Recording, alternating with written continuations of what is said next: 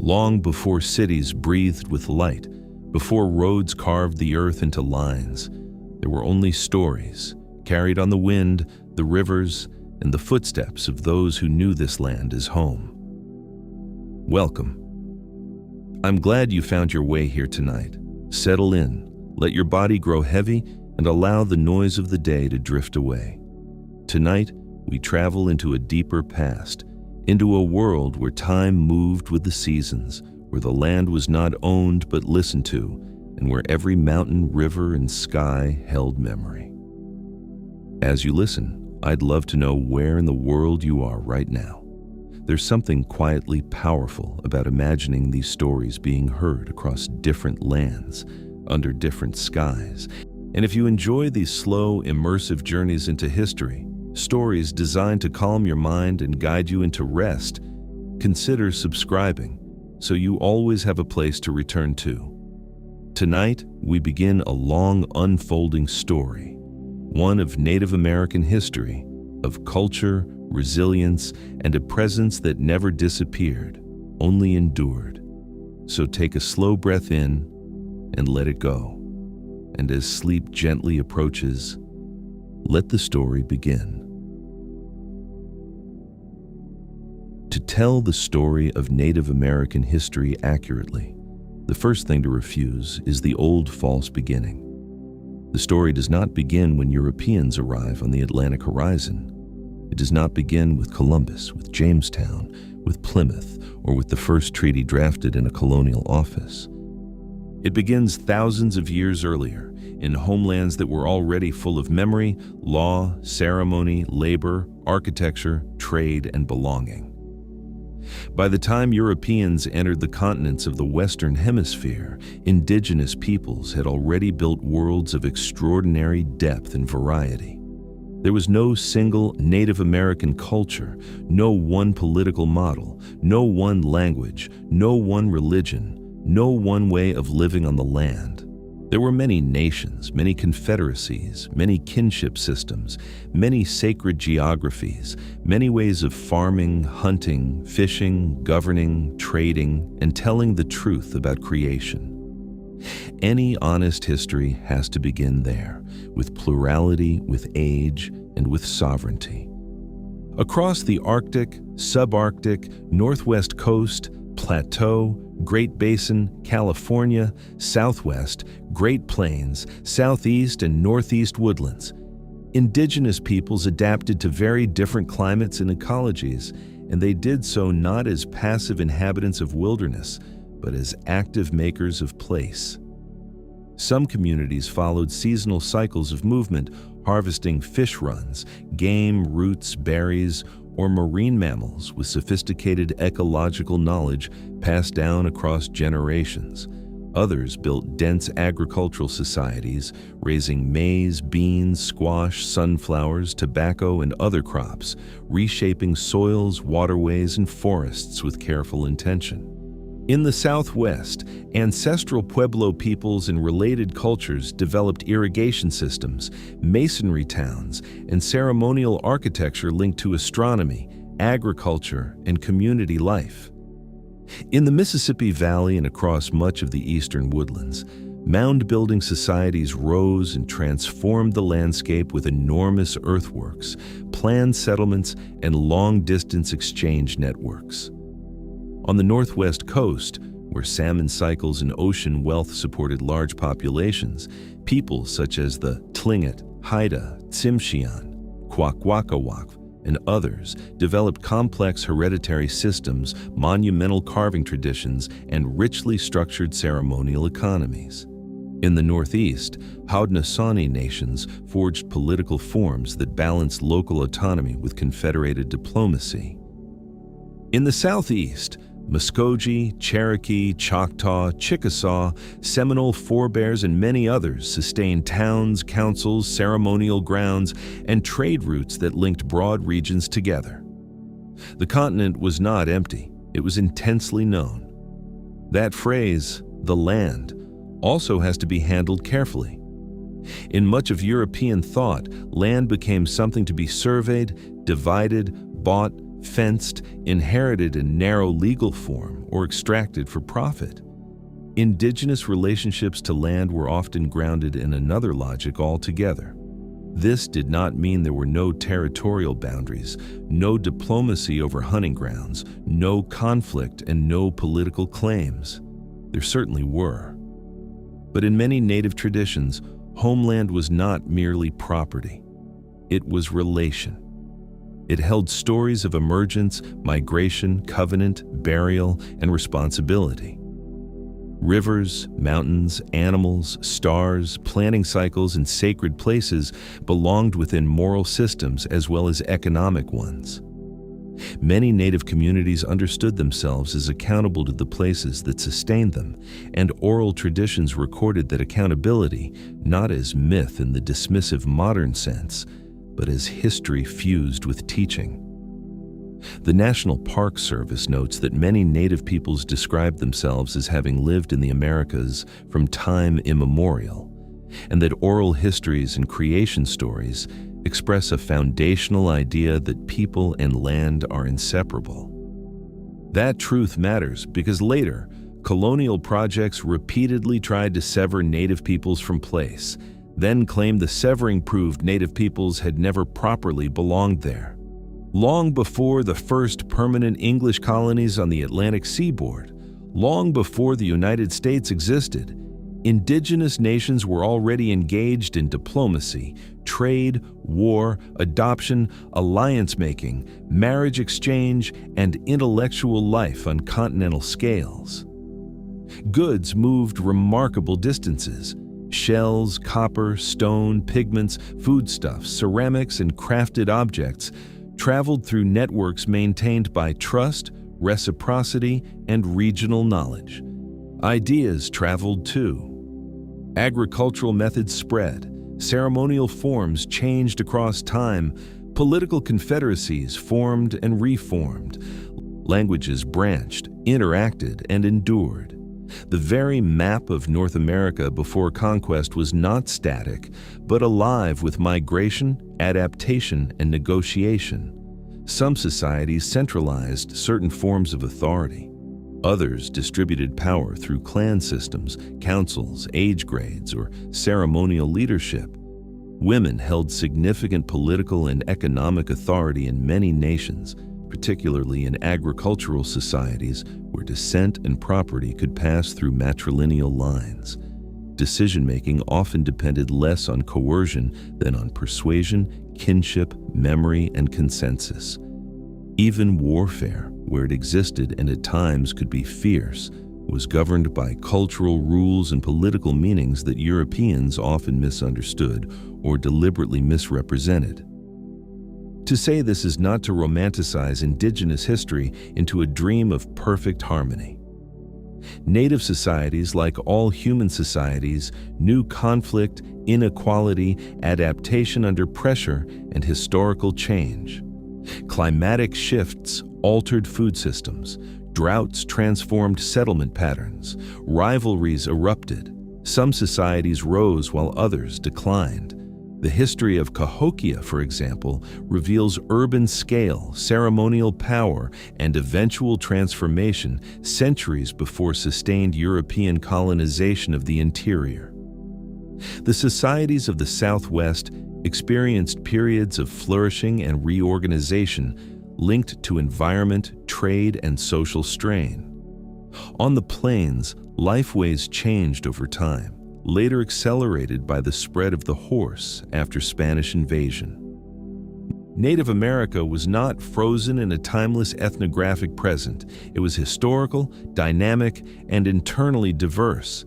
That matters because one of colonialism's oldest tricks was to deny indigenous peoples' history, then present conquest as if it introduced them to it. When Europeans finally did arrive, they entered not a void, but a crowded field of nations who already had names for themselves and names for strangers. Some of those first encounters were cautious, some violent, some opportunistic, some shaped by curiosity, and many marked by profound mutual incomprehension.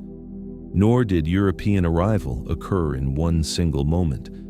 Norse contact in the far north had come centuries earlier, though without the permanent continental transformation that followed later: Iberian, French, Dutch, English, and Russian expansion.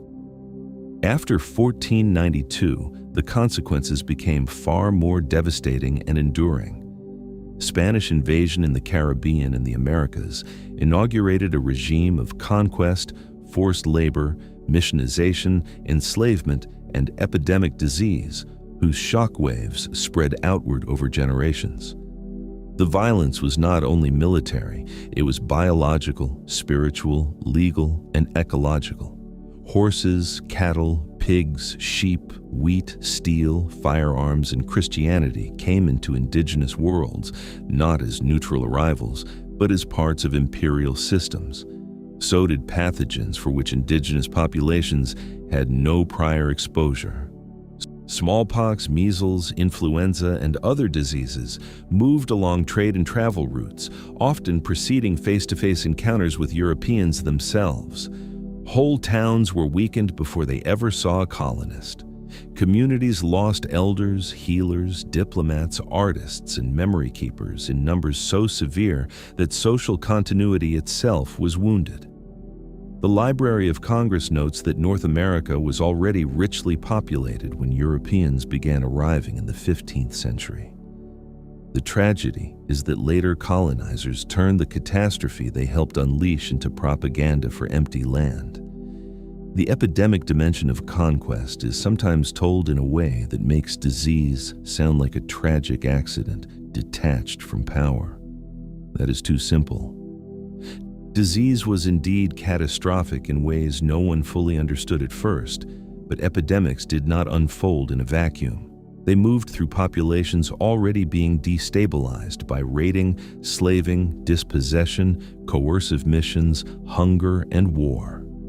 Colonial systems exploited the weakness epidemics created and sometimes intensified it deliberately. In the Spanish borderlands and beyond, native labor was extracted through systems that treated indigenous life as expendable. In the Southeast, the slave trade and native captives devastated communities and rearranged regional politics.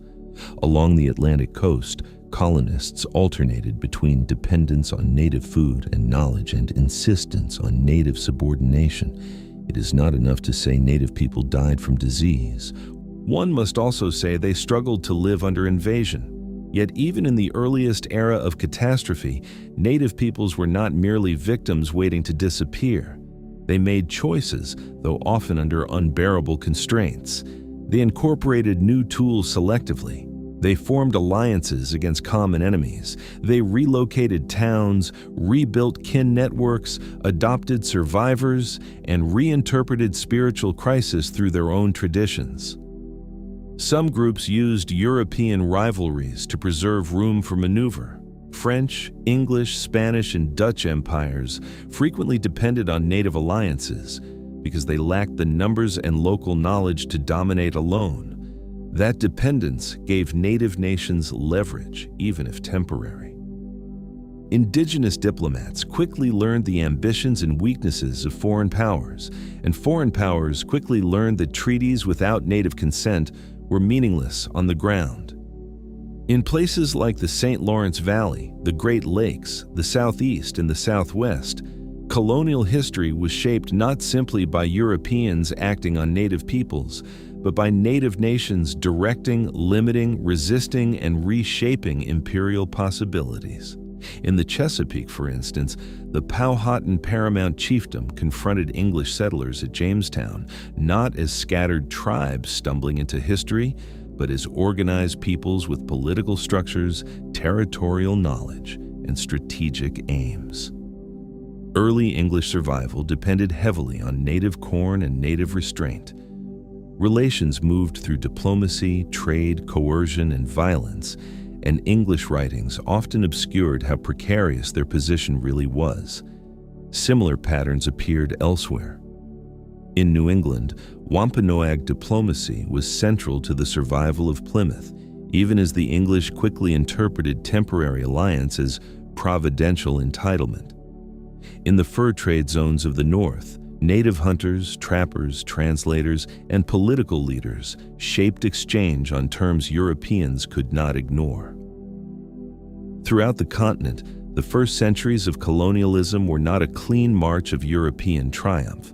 They were unstable, negotiated, bloody, and often uncertain. The trouble is that later, national myths rewrote these encounters into a story of inevitable settlement. In that false version, indigenous peoples appear only in brief flashes, helpful at first, hostile later, then gone. Real history is harder and more human.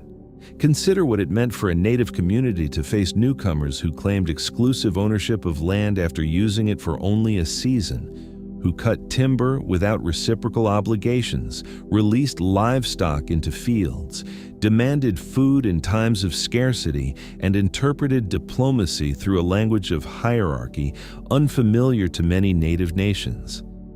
Consider what it meant to hear foreigners speak of one God while seizing harvests, or to watch men pray and plant crosses while also planting diseases, forts, and claims. Consider what it meant when missionaries targeted children, when colonial officials insisted native political forms were illegible unless they resembled European monarchy, when every misunderstanding could become an excuse for force. The pressures were relentless. But so too was native adaptation. Resistance in this early period did not always look like pitched battle, though battles came. Resistance could be refusal to cede land. It could be migration. It could be preserving ceremony in secret. It could be maintaining language under mission discipline. It could be using alliance to contain a stronger enemy. It could be incorporating outsiders through native rules rather than submitting to foreign ones. It could be rebuilding towns after attack, continuing to plant ancestral seeds, or insisting in treaty councils that one's people had never surrendered their right to exist as a people. Sometimes resistance took prophetic form, as spiritual leaders interpreted invasion as a test demanding renewal. Sometimes it took diplomatic form, as native leaders leveraged imperial competition. Sometimes it took military form, as communities chose war rather than erasure. Resistance was not one event. It was a condition of survival. And survival itself is one of the great themes of Native American history. There were moments, especially in the wake of epidemics and wars, when European observers believed indigenous peoples would vanish entirely. That prediction became one of colonialism's favorite fantasies. It justified land theft by imagining native absence in advance. But again and again, native nations endured. They endured in altered numbers, altered geographies, altered political landscapes, but they endured as nations. Some amalgamated with neighbors while preserving lineage and ceremony. Some shifted settlements and rebuilt governments. Some adopted captives and refugees, turning demographic collapse into reconstituted community. Some moved west, south, north, or into harder terrain. Some entered new economies without surrendering older identities. Survival did not mean unchanged continuity. It meant continuity through change, which is often the deeper historical miracle. To understand the chapters that follow, one must hold together two truths at once. The first is the magnitude of the assault. Colonization brought dispossession on a continental scale. It shattered populations, seized land, criminalized spiritual practice, manipulated trade, imposed foreign borders, and repeatedly used law as a weapon. The second is the magnitude of native persistence. Indigenous peoples met catastrophe with diplomacy, intelligence, strategic compromise, spiritual renewal, armed defense, and cultural stubbornness strong enough to outlive empires. The story ahead will include removals, massacres, boarding schools, broken treaties, legal battles, revitalization movements, red power, language recovery, environmental defense, and modern assertions of sovereignty. But none of that later history makes sense unless we begin by seeing the world before the rupture and the first centuries of resistance within it. Before there was a United States, native nations had already been ancient and modern many times over. They had buried their dead, argued in council, named rivers, mapped stars, sung origins, raised children, negotiated peace, fought wars, built homes suited to climate and belief, and tied memory to place so deeply that even conquest could not fully sever it. Europeans arrived with sails, steel, animals, pathogens, priests, merchants, and claims. What they found was not a people without history, but thousands of histories already in motion. When Europeans began pressing more deeply into native worlds, they did not meet a silent continent waiting to be rearranged. They met nations already skilled in diplomacy, alliance, and war, and very quickly, the survival of those European colonies depended on native decisions. This is one of the most important truths to keep in view, because later, American mythology often paints the colonial era as though Europeans arrived with immediate mastery, and native peoples simply faded before them. In reality, the 17th and much of the 18th century were marked by uncertainty. Colonists were weak, hungry, divided, disease-ridden, and unfamiliar with the lands they claimed. Native nations understood the terrain, controlled food sources, commanded trade routes, and possessed military and political power that no European empire could ignore. The history of this period is not just a story of invasion. It is also a story of negotiation under pressure, of native powers balancing one empire against another, and of indigenous resistance that repeatedly prevented colonization from unfolding as quickly or cleanly as settlers imagined. In the Chesapeake, the English arrived at Jamestown in 1607 and almost immediately entered a world shaped by Powhatan authority. Wahun Senekau, often called Chief Powhatan in English sources, led a political network that incorporated many communities in the region. The English settlement stood not outside native politics, but inside them. The colonists needed food, they needed guidance, they needed room to survive the climate and landscape they had failed to understand before crossing the ocean. At first, exchanges shifted between trade, diplomacy, coercion, and violence. English records often cast native peoples as unpredictable obstacles, but the deeper reality was that the English were demanding unstable newcomers who wanted supplies and land while refusing to accept native political terms. The Powhatan leadership responded pragmatically, sometimes aiding the settlers, sometimes containing them, and sometimes fighting them. These were not random reactions, they were strategic responses to an expanding threat. A similar pattern unfolded farther north. In New England, the Pilgrims, who later became enshrined in American memory as brave founders, were, in their first fragile years, heavily dependent on native knowledge and native choices. The Wampanoag Sachem Massasoit entered into alliance with Plymouth in a world already damaged by epidemic disease, which had devastated many coastal native communities before the English established stable settlements. That alliance was not a gift of submission. It was a calculation shaped by regional danger, particularly the need to balance against rival native powers and the uncertain intentions of Europeans. What later generations romanticized into a scene of gratitude and mutual feast belonged instead to a far more serious history, one in which native nations assessed how to survive within a transforming political landscape. Colonists often remembered the assistance but forgot the relationship had been political, conditional, and grounded in native sovereignty.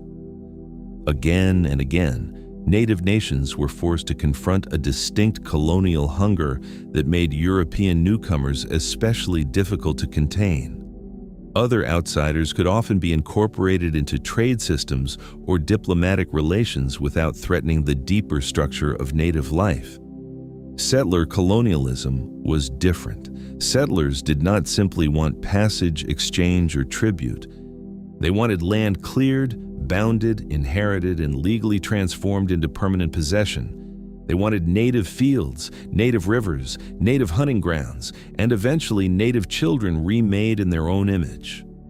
This made conflict increasingly unavoidable because no amount of hospitality could satisfy a system built on endless expansion. What often began as small footholds became demands for towns, then roads, then forts, then farms, then legal jurisdictions that denied native law altogether. That pressure produced some of the earliest major wars of resistance in what would later become the eastern United States. In Virginia, after years of mounting strain, attacks led by Opechancanough in 1622 and again in 1644 represented deliberate attempts to push back English expansion and preserve native independence. English writers remembered these events primarily as massacres, language that erased the prior seizures and aggressions that made war thinkable in the first place. For native leaders, the English presence had become an existential threat. The wars that followed were brutal and transformed the region, enabling the English to harden racial boundaries and intensify land seizure. Yet even in defeat, Powhatan resistance made clear that native peoples understood the stakes early. They were not confused by colonial intentions. They saw them. Farther north, the conflict known as King Philip's War in 1675 to 1676, named by the English after the Wampanoag leader Metacom, was one of the bloodiest wars per capita in early American history. Its roots lay in decades of encroachment, missionary pressure, political interference, and land theft.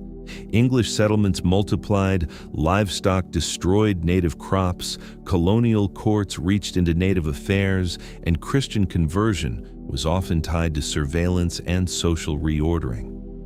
Metacom and other native leaders recognized what endless accommodation would mean. War came with ferocious intensity. Native forces attacked settlements, colonists retaliated with equal or greater brutality. Native non-combatants were killed, sold into slavery, or forced into desperate flight. Entire towns burned on all sides. The war devastated southern New England. When it ended, the English claimed victory, but the landscape remained haunted by the fact that native resistance had nearly broken the colonial world there. The destruction also revealed something darker that would become a recurring pattern in American history. Once settlers believed coexistence had failed, they often embraced exterminatory logic. The colonial frontier was therefore never just a meeting place. It was a zone in which law, violence, faith, and economy collided. Missionaries came declaring salvation, but many native communities understood that conversion could carry demands to abandon ceremony, kinship obligations, gender roles, and sacred relationships to place. Traders came offering goods, but trade often altered local balances of power and tied survival to volatile imperial markets. Soldiers came promising order, but forts frequently served as anchors for future dispossession. Colonial governors drafted treaties, yet those treaties were often made through mistranslation, coercion, or radically different ideas of what agreement itself meant. In many native traditions, diplomacy was relational and ongoing. It had to be renewed, witnessed, and sustained by reciprocal behavior. To many European officials, treaties quickly became static documents to be cited when useful and ignored when inconvenient. The result was not simple misunderstanding. It was repeated bad faith backed by force. Nowhere was native diplomacy more visibly powerful in this era than in the Northeast and around the Great Lakes, where indigenous nations shaped imperial rivalry for generations. The Haudenosaunee Confederacy, formed by the Mohawk, Oneida, Onondaga, Cayuga, and Seneca, and later joined by the Tuscarora, stands as one of the most remarkable political formations in North American history. Bound together through the Great Law of Peace, the Confederacy balanced unity and autonomy with sophisticated council structures and diplomatic practice. Haudenosaunee leaders operated in a world of French, British, Dutch, and native interests, and they often did so with extraordinary strategic skill. They negotiated, withheld, threatened, allied, and repositioned themselves according to changing conditions, seeking to preserve influence and homeland in the midst of imperial competition. For long stretches, they were not marginal actors reacting to European moves. They were central powers whose choices shaped the map of the Northeast. Around the Great Lakes, Anishinaabe peoples and many others also played decisive roles in trade and diplomacy.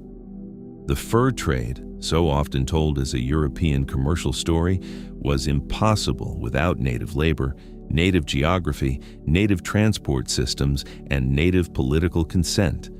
Canoe routes, portages, language skills, seasonal rhythms, and inter-community relationships all rested on indigenous knowledge. European traders entered native worlds more than native people entered European ones. Goods such as metal tools, cloth, beads, and firearms certainly altered local life, but native communities incorporated these things selectively and often through their own social frameworks. Trade could reinforce alliances, create obligations, and redistribute prestige. It could also intensify dependency and conflict. Yet even when Europeans imagined themselves as market makers, their actual position often remained precarious. If native nations chose not to trade, trade stopped. This was equally true in the Southeast and Southwest, though the colonial players differed. Spanish colonization in Florida, New Mexico, Texas, and California brought soldiers, friars, missions, livestock, and forced labor systems into native territories. The language of spiritual guardianship concealed a regime that frequently sought to gather native people into mission communities, where labor, sexuality, mobility, and ritual life could be controlled. Some native people used missions tactically, especially in times of scarcity or danger. Others resisted from the outset. The Pueblo Revolt of 1680 stands as one of the greatest anti-colonial uprisings in North American history. After decades of Spanish religious repression, tribute demands, forced labor, and violence, Pueblo communities coordinated a broad revolt under leaders including Papay. They expelled the Spanish from New Mexico for more than a decade, destroyed churches, revived ceremonial practices, and demonstrated that empire was not invincible. The revolt was not only military, it was cultural and spiritual, a refusal to let colonial domination define reality itself. That pattern matters because native resistance was rarely only about battlefield survival.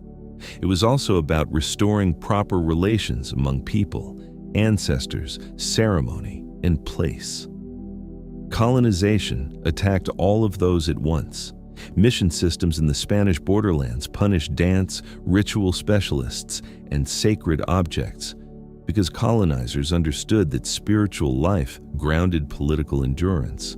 English and later American authorities would eventually do the same through different institutions. The target was not merely land possession, it was native continuity. Resistance therefore took forms that might be missed by a narrow military history. It could mean maintaining a planting ceremony after a church bell had been installed nearby. It could mean preserving clan obligations after priests insisted on nuclear households. It could mean teaching children the old language even while being forced to learn another. The long history of native survival is full of such acts, quiet or dramatic, all of them political. The 18th century deepened these tensions. European empires became more entangled in continental warfare, and native nations continued to navigate a shifting field of danger and opportunity. The French and Indian War, part of the wider 7 Years' War, is often remembered in U.S. history as a struggle between Britain and France. But on the ground in North America, Native alliances were indispensable to both sides, and Native communities evaluated the conflict according to their own interests, not European abstractions. Some saw the French as less threatening settlers than the British, because French colonial patterns in certain regions emphasized trade more than dense agricultural settlement. Others made different calculations based on local rivalries. Native warriors, diplomats, scouts, and logisticians were not supporting actors in someone else's drama. They were decisive participants trying to prevent the total collapse of their worlds. When Britain emerged victorious in 1763, many Native leaders quickly recognized that British control could be even more dangerous than French rivalry had been. Settlers already pressed westward, and imperial officials proved unable or unwilling to restrain them. In that context, the resistance movement associated with Pontiac, an Ottawa leader, spread across the Great Lakes and Ohio Valley. Native forces attacked British forts and settlements in a coordinated effort to halt encroachment. The uprising was fed not only by military grievances, but by a broader spiritual and political awakening. Prophetic voices called for rejection of dependency on European goods and for renewed indigenous unity. Although the British eventually held on, the scale of Native resistance shocked imperial authorities and contributed to the Royal Proclamation of 1763, which attempted to restrict colonial settlement west of the Appalachians. Settlers, of course, resented those limits. Here again, one sees a pattern that will repeat into the American period. Whenever imperial or federal authorities recognized Native land rights even partially, settler demand pushed relentlessly against them. By the time the United States emerged from the American Revolution, Native nations had already accumulated generations of experience in dealing with colonial powers that promised peace while preparing expansion. The Revolution itself, celebrated in U.S. memory as a struggle for liberty, looked very different from many Native communities. For them, the rebellion of the colonies threatened to unleash settlers even more aggressively across Native homelands. Many Native nations therefore sought neutrality or aligned with the British, not out of naive loyalty, but because they judged British restraint, however limited, preferable to the boundless appetite of American land hunger. Their judgment was well-founded. After independence, the United States treated Native peoples not as neighboring sovereigns to be respected, but as obstacles to the Republic's future. Yet before moving into that next phase, it is worth lingering in this colonial period for one deeper reason. This was the era in which foundational American myths were formed, and nearly all of them relied on distorting Native history.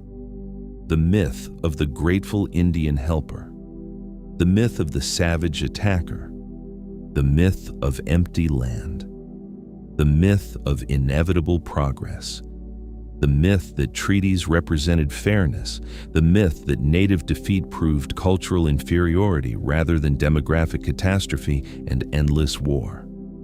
These stories were not innocent misunderstandings. They became tools that justified seizure. Once repeated in sermons, school books, paintings, speeches, and later films, they turned invasion into destiny and Native defense into obstruction. But the actual record tells another story. It tells of Native leaders who saw the structure of settler colonialism with painful clarity.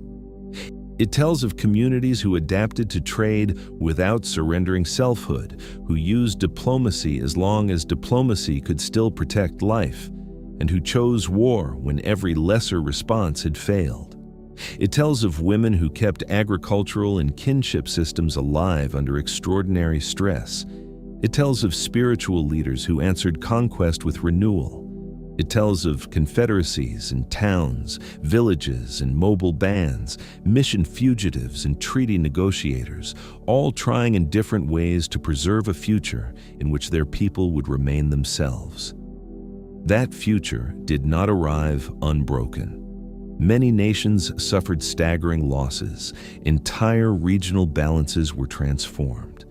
New diseases, new goods, and new military pressures altered the shape of everyday life.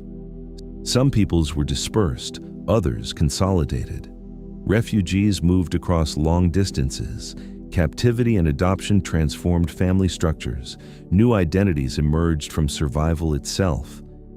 But this, too, is part of Native history's depth. Persistence did not always look like remaining unchanged in one place.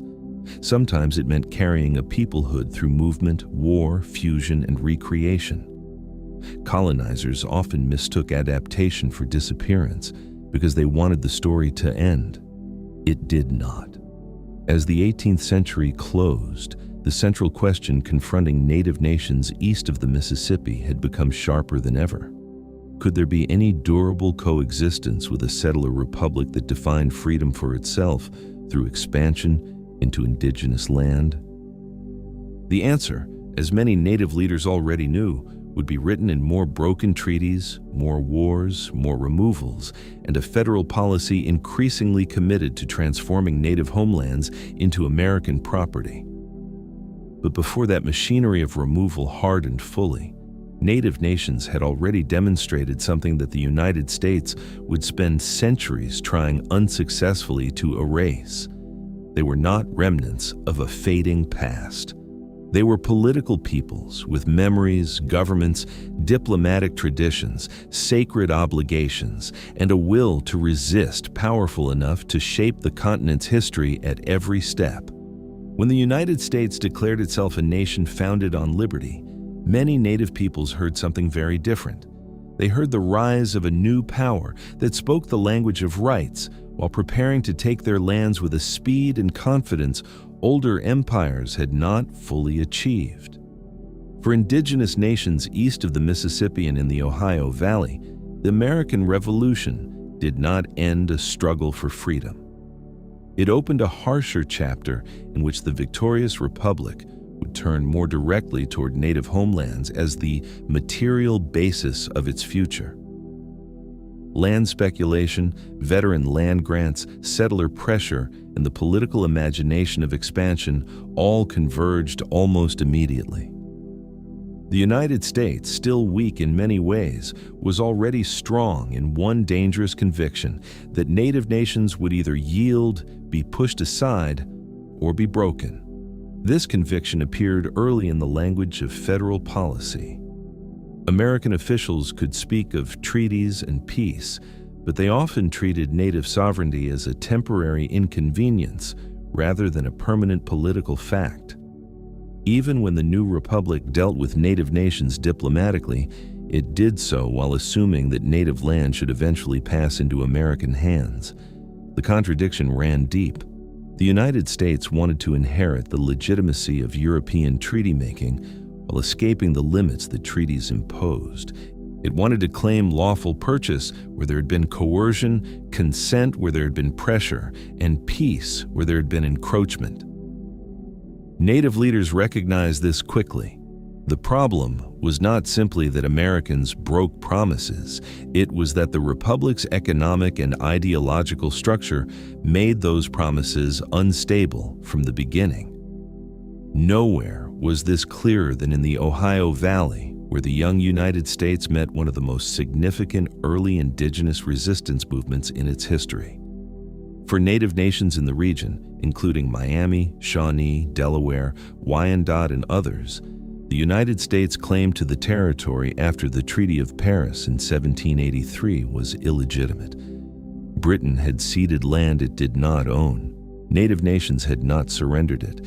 This was not a minor technicality. It was the central truth. The land belonged to the peoples who lived on it, defended it, buried their dead in it, and maintained political relations through it.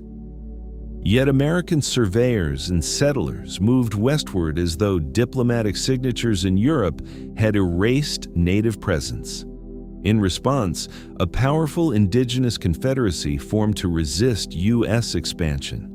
This was not a desperate last stand by isolated bands.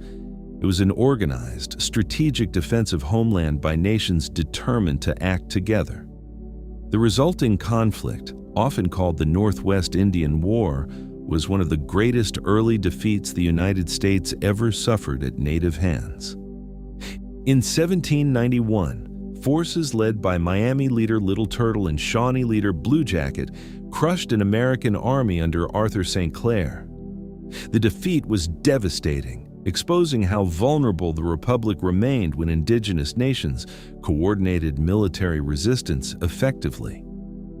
For a moment, it appeared possible that native unity might halt U.S. conquest north of the Ohio River. American leaders were shaken, but not transformed. Rather than recognizing native autonomy in lasting form, they responded by building a stronger military apparatus. Under Anthony Wayne, the United States reorganized and eventually defeated the Confederacy at the Battle of Fallen Timbers in 1794. The Treaty of Greenville followed in 1795, forcing large land cessions in present-day Ohio and opening the door to more settlers, more pressure, more treaties, and more conflict. The lesson many Americans drew from this period was that military discipline could secure expansion. The lesson many Native leaders drew was that isolated local resistance would not be enough. Unity would be necessary, but unity was extraordinarily hard to sustain under conditions of unending land hunger, shifting alliances, trade dependency, and the relentless arrival of settlers. The United States excelled at exploiting those difficulties. Officials negotiated with some leaders while undermining others. They treated selected treaty signers as if they represented whole peoples, even when native political systems required broader consent. They used debt, goods, annuities, and threats to draw communities into unequal relationships. They encouraged division between those who hoped selective accommodation might preserve some land and those who believed only total resistance could prevent destruction. This pattern would repeat for generations. At the same time, many Native communities were not merely reacting to U.S. pressure. They were debating the future among themselves with extraordinary seriousness. How could a people survive in the face of an expansionist republic? Should they adapt selected agricultural methods, schooling practices, or diplomatic forms to strengthen autonomy? Should they reject American influence entirely? Could trade be managed without becoming dependency? Could Christianity be incorporated without losing ancestral law? Could written constitutions or alphabetic literacy be used as shields rather than surrender? These were not abstract philosophical questions. They were urgent matters of survival. And different nations and different factions within nations answered them differently. No figure embodies the drive toward broad Native unity in this era more powerfully than Tecumseh, the Shawnee leader who, together with his brother Tenskwatawa, sought to build a pan-Indigenous resistance movement across much of eastern North America. Tenskwatawa, known as the Prophet, preached a spiritual message of renewal after a period of personal transformation. He called on Native peoples to reject alcohol, reject dependence on American goods, resist the corrosive influence of U.S. expansion, and return to a disciplined life rooted in indigenous values. His teachings spread because they answered a real crisis. Communities were watching land slip away treaty by treaty, while social fracture and economic dependency deepened. The prophet's message offered both moral clarity and political direction. Tecumseh took that energy and pursued a larger diplomatic vision. He argued that no single Native nation had the right to cede land without the consent of all, because the land was shared in common by the indigenous peoples who depended on it. This idea struck directly at the method the United States preferred, which was to secure cessions from selected leaders and then claim legality. Tecumseh understood that the Republic's greatest weapon was not only its army, but its ability to negotiate piecemeal, splinter unity, and convert division into conquest. So he traveled widely, urging nations from the Great Lakes to the south to join a common front. His was one of the most ambitious indigenous political projects in North American history, grounded in both practical strategy and moral principle. He was not imagining a return to some untouched world before contact. He was trying to build a future in which native nations could still exist on their own terms. The movement faced enormous difficulties. The United States was growing. Settlers were multiplying. Some native leaders doubted the feasibility of Tecumseh's Confederacy or feared immediate retaliation. In 1811, while Tecumseh was away recruiting allies, U.S. forces under William Henry Harrison attacked Prophetstown at the Battle of Tippecanoe. The battle's outcome was later exaggerated in American memory into a great triumph, but its deeper importance lay in how it damaged the Confederacy and fueled wider war. During the War of 1812, Tecumseh allied with the British against the United States, calculating, like many native leaders before him, that an imperial rival might provide the leverage needed to restrain American settlement. His death in 1813 was a devastating blow. With him fell not native resistance altogether, but one of its strongest hopes for continental unity. The collapse of Tecumseh's movement did not mean native peoples accepted American domination. It meant the Republic now had fewer obstacles in the Old Northwest and could proceed more aggressively. As U.S. power expanded, another strategy came increasingly into focus, particularly in the Southeast. The claim that native peoples could remain only if they transformed themselves into something acceptable to American eyes. This was presented as civilization policy. In practice, it meant pressure to adopt settled agriculture in the Euro-American style, centralized governance legible to federal officials, missionary schooling, patriarchal gender norms, and private property practices more easily integrated into American legal frameworks. The terrible irony was that even when native nations pursued some of these adaptations in order to defend their sovereignty, settlers often responded not with respect, but with intensified hunger for their lands. The Cherokee Nation became one of the clearest examples of this contradiction. In the late 18th and early 19th centuries, many Cherokee leaders pursued diplomatic and institutional adaptation with remarkable sophistication. The nation developed written laws, a constitutional government, a bilingual political culture, and embraced Sequoyah's syllabary, which enabled widespread Cherokee literacy at an astonishing pace. Cherokee newspapers appeared, farms expanded, courts operated, diplomats appealed to U.S. law itself, insisting that treaties recognize Cherokee political existence. This was not cultural surrender, it was strategic statecraft. Cherokee leaders were demonstrating that they were a nation in every sense the United States claimed to understand. Yet, none of this could overcome the central fact that Georgia settlers and speculators wanted Cherokee land, especially after gold was discovered in the region. The same broad pressure bore down on other southeastern nations, often grouped by outsiders as the Five Civilized Tribes, a phrase that reflected American prejudice more than native reality. The Muskogee, Choctaw, Chickasaw, Seminole, and Cherokee each had their own histories, political divisions, and responses to U.S. expansion. Some leaders pursued accommodation to buy time, some fought. Some attempted both at different moments. The label civilized was deeply revealing. It suggested that native rights depended not on inherent sovereignty, but on proximity to white norms.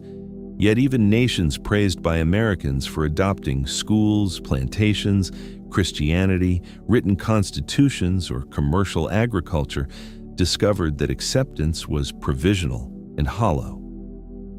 Once their lands became more valuable than the performance of approval, civilization policy gave way to removal. The election of Andrew Jackson accelerated this transformation into open national policy. But the logic was older than Jackson himself. He embodied it with unusual bluntness. A veteran of frontier wars and campaigns against the Creek and Seminole, Jackson saw Native autonomy as incompatible with American expansion. The Indian Removal Act of 1830 did not invent dispossession, but it gave dispossession a bolder federal mechanism. Supporters framed removal as humanitarian, claiming that Native peoples would be safer west of the Mississippi, protected from state governments and settler encroachment. This was false in both moral and practical terms. Removal was not protection. It was forced transfer under threat, designed to clear the Southeast for white settlement and slavery's expansion. The legal struggle that followed exposed the limits of U.S. law when set against settler desire. In Worcester versus Georgia in 1832, the U.S. Supreme Court recognized that the Cherokee Nation constituted a distinct political community in which Georgia law had no force. On paper, this should have mattered enormously. In practice, it did not stop removal. Georgia ignored the decision. Jackson did not enforce it. The message was unmistakable. Native rights could be acknowledged in principle and still abandoned in action.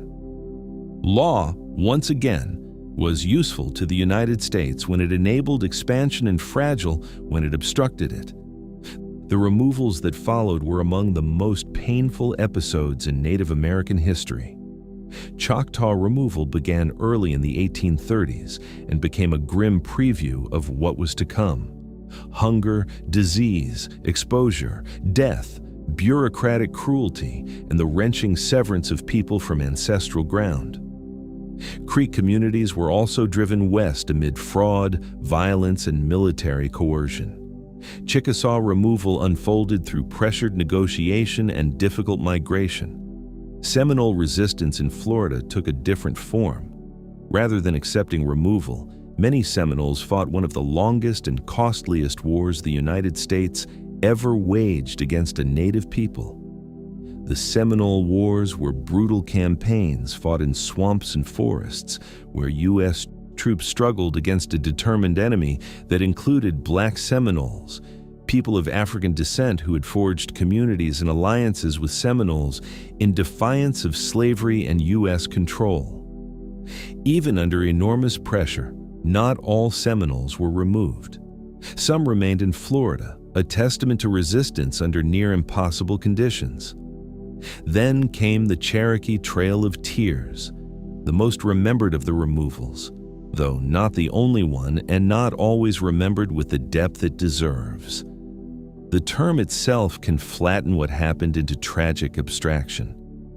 In reality, removal was an organized state crime carried out through stockades, forced marches, disease, inadequate supplies, corruption, military supervision, and exposure to winter cold. Thousands of Cherokee people died. Families were separated. Elders perished far from sacred places. Graves were left along the road. The suffering was not incidental. It was built into the process by haste, contempt, and the federal government's willingness to treat Native lives as expendable in the pursuit of land transfer. What makes the Cherokee case especially devastating is that this was a nation that had pursued nearly every avenue the United States claimed to honor: diplomacy, legal argument, constitutional government, print culture, agricultural adaptation, appeals to treaty rights. None of it prevented exile. And yet, even here, in one of the bleakest chapters, Native history cannot be told solely as destruction. In Indian Territory, the peoples who were removed did not simply vanish into ruin. They rebuilt governments, churches, ceremonial grounds, schools, newspapers, courts, and political life under difficult and often traumatic conditions. They carried seeds, songs, memory, and law westward.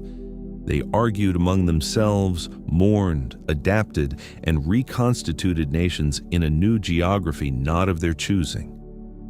This mattered profoundly. Settler colonialism relied not just on taking land, but on producing the image of native disappearance. Native survival broke that script again and again. The first half-century of the United States therefore revealed the basic architecture of federal Indian policy that would endure in changing forms. Recognition of native nations when useful, denial of their sovereignty when inconvenient, treaties made and broken, law invoked and ignored, military force deployed when settlers demanded it, and reform rhetoric used to disguise coercion. At the same time, native peoples developed responses that would also endure: confederation, spiritual renewal, selective adaptation, legal resistance, armed defense, migration under protest, and reconstruction after catastrophe. This period also stripped away any lingering illusion that the United States was merely another empire with which native nations could find a stable diplomatic balance. European powers had certainly been violent and grasping, but the American Republic fused expansion with popular settlement in a way especially dangerous to indigenous life. Ordinary farmers, speculators, miners, slaveholders, and town builders became the frontline engine of conquest, while federal institutions followed behind to legalize results. That is why the story of native resistance in the early republic is so important. It reveals that native peoples understood the threat with painful precision and fought it with every tool available to them. By the 1830s, the map east of the Mississippi had been transformed. The United States was larger, richer, and more confident. Native nations were dispossessed, divided, relocated, or forced into enclaves of diminished control. But the struggle was not over. It was moving. Beyond the Mississippi, on the plains in the Southwest, in California, and in the territories the United States had yet to seize but already desired, new chapters of conflict were coming. The Republic believed removal had solved its Indian problem. What it had actually done was carry its violence westward, where native nations would meet it again with endurance, grief, intelligence, and resistance. By the middle decades of the 19th century, the United States had not become less dangerous to native peoples because it had already removed so many communities from the East. It had become more dangerous. Expansion had turned into a national habit, almost a civic faith. Politicians spoke of destiny, settlers spoke of opportunity, newspapers spoke of progress, preachers spoke of providence, and speculators spoke the language that often mattered most in the end, the language of acreage, title, extraction, and profit. The continent was increasingly imagined in U.S. culture, not as a web of native homelands, but as a future American space waiting to be fully opened. That idea, so often wrapped in noble rhetoric, was in practice a machine of invasion. It moved with survey lines, wagon roads, military forts, mining camps, railroads, and federal law. And wherever it moved, native nations were expected to adjust, retreat, submit, or disappear. The phrase manifest destiny came to describe this hunger, but the reality behind the phrase was older than the slogan itself. The United States had long behaved as though expansion were natural and resistance unnatural. What changed in the 1840s and 1850s was the scale and speed.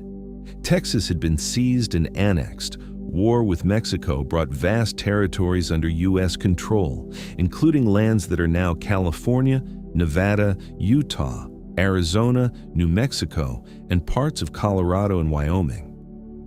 The Oregon Country drew migrants across trails that cut through native lands. Gold and silver rushes accelerated migration into places where U.S. authority was still thin, but settler violence was thick. The federal government might not yet have known how to administer all this territory, but settlers already knew what they wanted from it. Native presence was treated as the one obstacle that must not endure. This westward surge placed the United States in direct collision with native nations whose histories, political systems, and sacred geographies were as deep and legitimate as those of the Eastern nations already dispossessed. On the Great Plains in the Southwest, in California, in the Great Basin, and in the Pacific Northwest, Native peoples confronted an expansionist republic that often knew almost nothing about them except that it wanted their land, labor, or mineral wealth. Once again, U.S. officials often pretended they were entering empty or underused space. Once again, that pretense required both ignorance and violence. The plains were not empty. They were full of nations whose economies, alliances, and conflicts had already been reshaped over generations by horses, trade, ecological adaptation, and intertribal politics long before the United States arrived in force. The Southwest was not vacant. It held Pueblo communities, Apache groups, Diné communities, Comanche power, and many others whose histories stretched back through Spanish and Mexican rule and far beyond them. California was not a blank edge of empire. It was one of the most densely diverse indigenous regions in North America, with hundreds of distinct communities and languages. On the plains, equestrian life had transformed many societies in ways both practical and profound. Horses, introduced through Spanish colonization and spreading northward over time, altered hunting, mobility, warfare, trade, and status systems across broad regions. Peoples such as the Lakota, Cheyenne, Arapaho, Comanche, Kiowa, Crow, Blackfeet, and many others adapted with tremendous sophistication to this new world. Bison economies became central in many areas, not merely as subsistence patterns, but as foundations of material, spiritual, and social life. A bison herd meant food, hides for clothing and shelter, sinew, bone, tools, trade goods, and ceremonial relationship. Mobility across the plains did not mean rootlessness. It meant a different kind of territorial knowledge, one calibrated to water, grass, migration cycles, kin alliances, and danger. To American eyes trained to recognize only fenced agriculture as civilization, this often looked like wandering. In truth, it reflected a highly developed adaptation to a vast ecology. The United States did not understand this world well, but it did understand enough to know that the plains blocked easy overland empire. Trails to Oregon and California crossed native territories. Wagon parties, soldiers, and later stage routes and railroads strained resources, frightened game, cut timber, and invited permanent intrusion. At first, U.S. officials sometimes preferred negotiation over large-scale war because they lacked the capacity to conquer the plains quickly. Treaties were made promising peace, safe passage, and mutual boundaries. But from the native perspective, these agreements were already unstable because settler movement did not stop. Roads became forts, forts became towns, towns became demands for more land. The same pattern repeated with numbing regularity. Nowhere was the fusion of expansion and extermination more immediate and appalling than in California after the 1848 discovery of gold. The gold rush brought an enormous flood of migrants into a region where native communities had already been devastated by the mission system under Spanish rule and by the disruptions of Mexican governance. But the American takeover intensified catastrophe on an extraordinary scale. Miners invaded native lands, polluted rivers, seized food sources, kidnapped native children, and murdered with near impunity. State and local authorities frequently encouraged or funded militias that carried out massacres. The state of California itself, admitted to the Union in 1850, developed legal and political structures that facilitated native dispossession, coerced labor, and removal. This was not simply frontier chaos, it was organized elimination aided by public power and normalized by racism. Entire communities were destroyed. Population collapse in California during these years was staggering, driven by disease, starvation, violence, enslavement, and displacement. What happened in California is essential to understand. because it destroys the old comforting idea that the United States expanded westward mainly through heroic migration and regrettable side conflicts. In California, the brutality was often direct, enthusiastic, and openly eliminationist. Settlers did not merely want native land, many wanted native people gone entirely. The scale of the violence has led many scholars and native communities to describe it plainly as genocide, and that language reflects not metaphor, but intent, method, and result.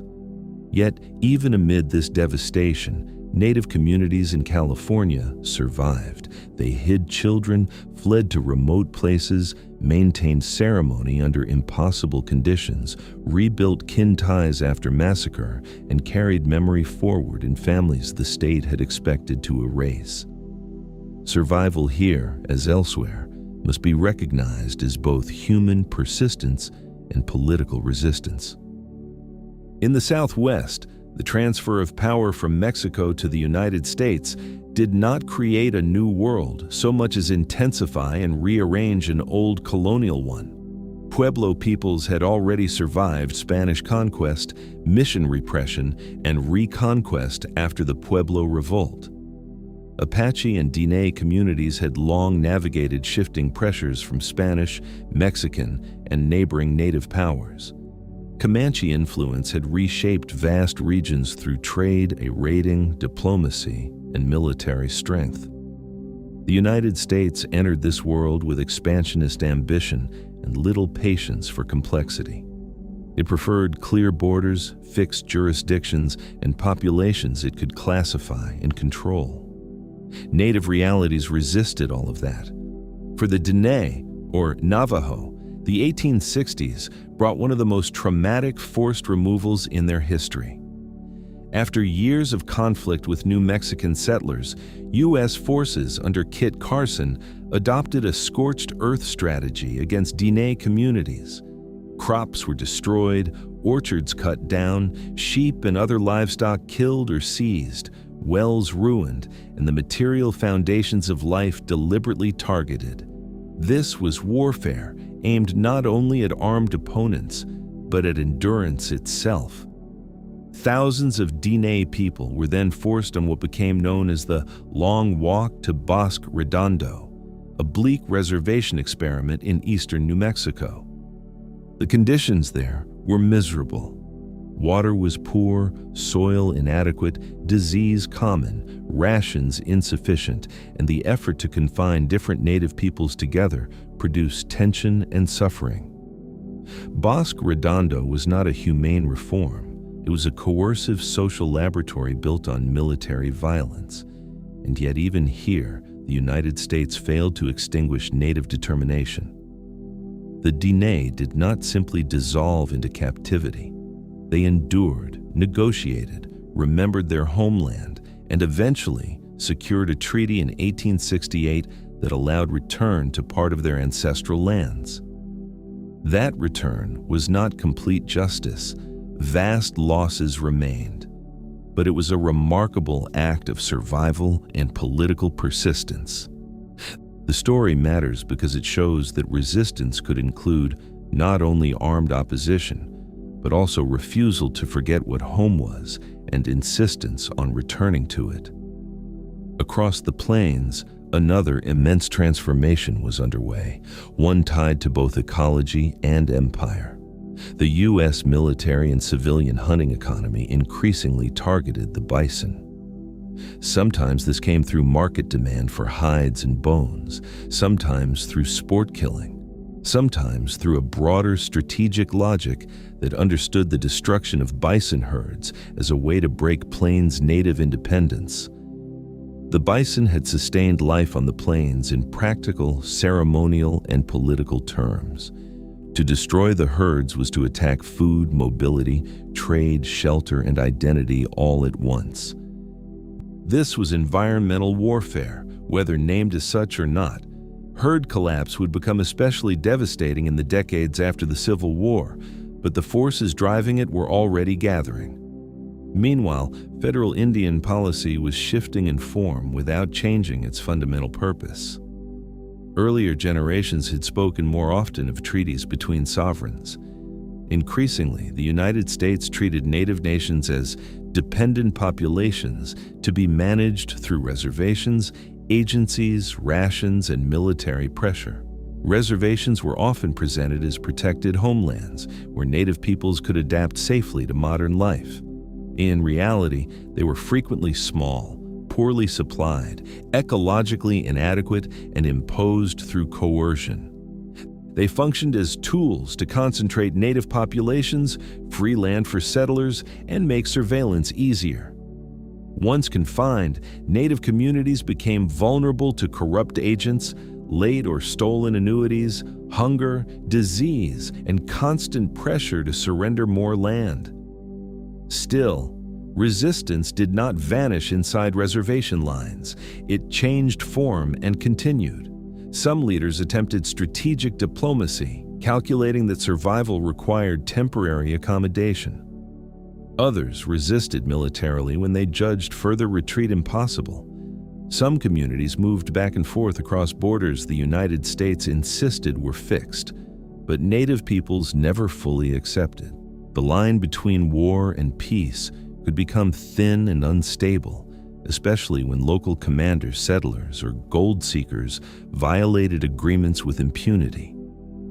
Again and again, violence flared, not because native peoples were irrationally hostile to civilization, as U.S. propaganda claimed, but because treaty boundaries were ignored, food systems disrupted, and settlers protected no matter what they had done. The 1860s revealed these truths with brutal clarity. In 1864, in what is now Colorado, a Cheyenne and Arapaho camp under Black Kettle, which had sought peace and believed itself under U.S. protection, was attacked by Colorado militia at Sand Creek. The assault was not a battle in any meaningful sense. It was a massacre. Many of the dead were women, children, and elders. Bodies were mutilated in acts of grotesque triumph. Sand Creek exposed not only settler hatred, but also the fragility of any promise the United States offered native peoples when local desire for vengeance or land overrode all restraint. For native communities across the plains, the lesson was stark. Peace signs, flags, and negotiations might not save you if the men approaching your camp wanted blood more than order. That same era also produced one of the most significant native victories against the U.S. Army. In 1866, amid conflict over the Bozeman Trail through Powder River Country, Lakota, Northern Cheyenne, and Arapaho warriors, under leaders including Red Cloud, resisted U.S. fort construction and military intrusion into lands guaranteed under earlier agreements. The conflict, often called Red Cloud's War, culminated in repeated native successes, including the destruction of a detachment under William J. Fetterman. The war eventually forced the United States to negotiate the Fort Laramie Treaty of 1868, which recognized the Great Sioux Reservation and closed the Bozeman Trail. This was a rare moment when coordinated native military and diplomatic pressure compelled the United States to retreat. It demonstrated that on the plains, the Republic still did not possess uncontested mastery. But even this victory carried seeds of future betrayal. The treaty system assumed stability that settler desire would not permit. The discovery of gold in the Black Hills in the 1870s, in territory sacred to the Lakota and guaranteed to them by treaty, would soon prove that once valuable resources were found, American promises could become worthless almost overnight. This was one of the recurring structures of U.S. expansion. Recognition lasted only until greed sharpened. To tell this period truthfully, one must also see how deeply violence against native peoples was tied to the making of the American state itself. The Civil War dominates national memory of the 1860s, and rightly so in many ways. But while the United States fought over slavery, union, and citizenship, it also continued campaigns against native nations. The same government that claimed a higher democratic purpose in one arena could carry out conquest in another. Soldiers moved from one war to the next. Railroads funded by federal support pushed farther west.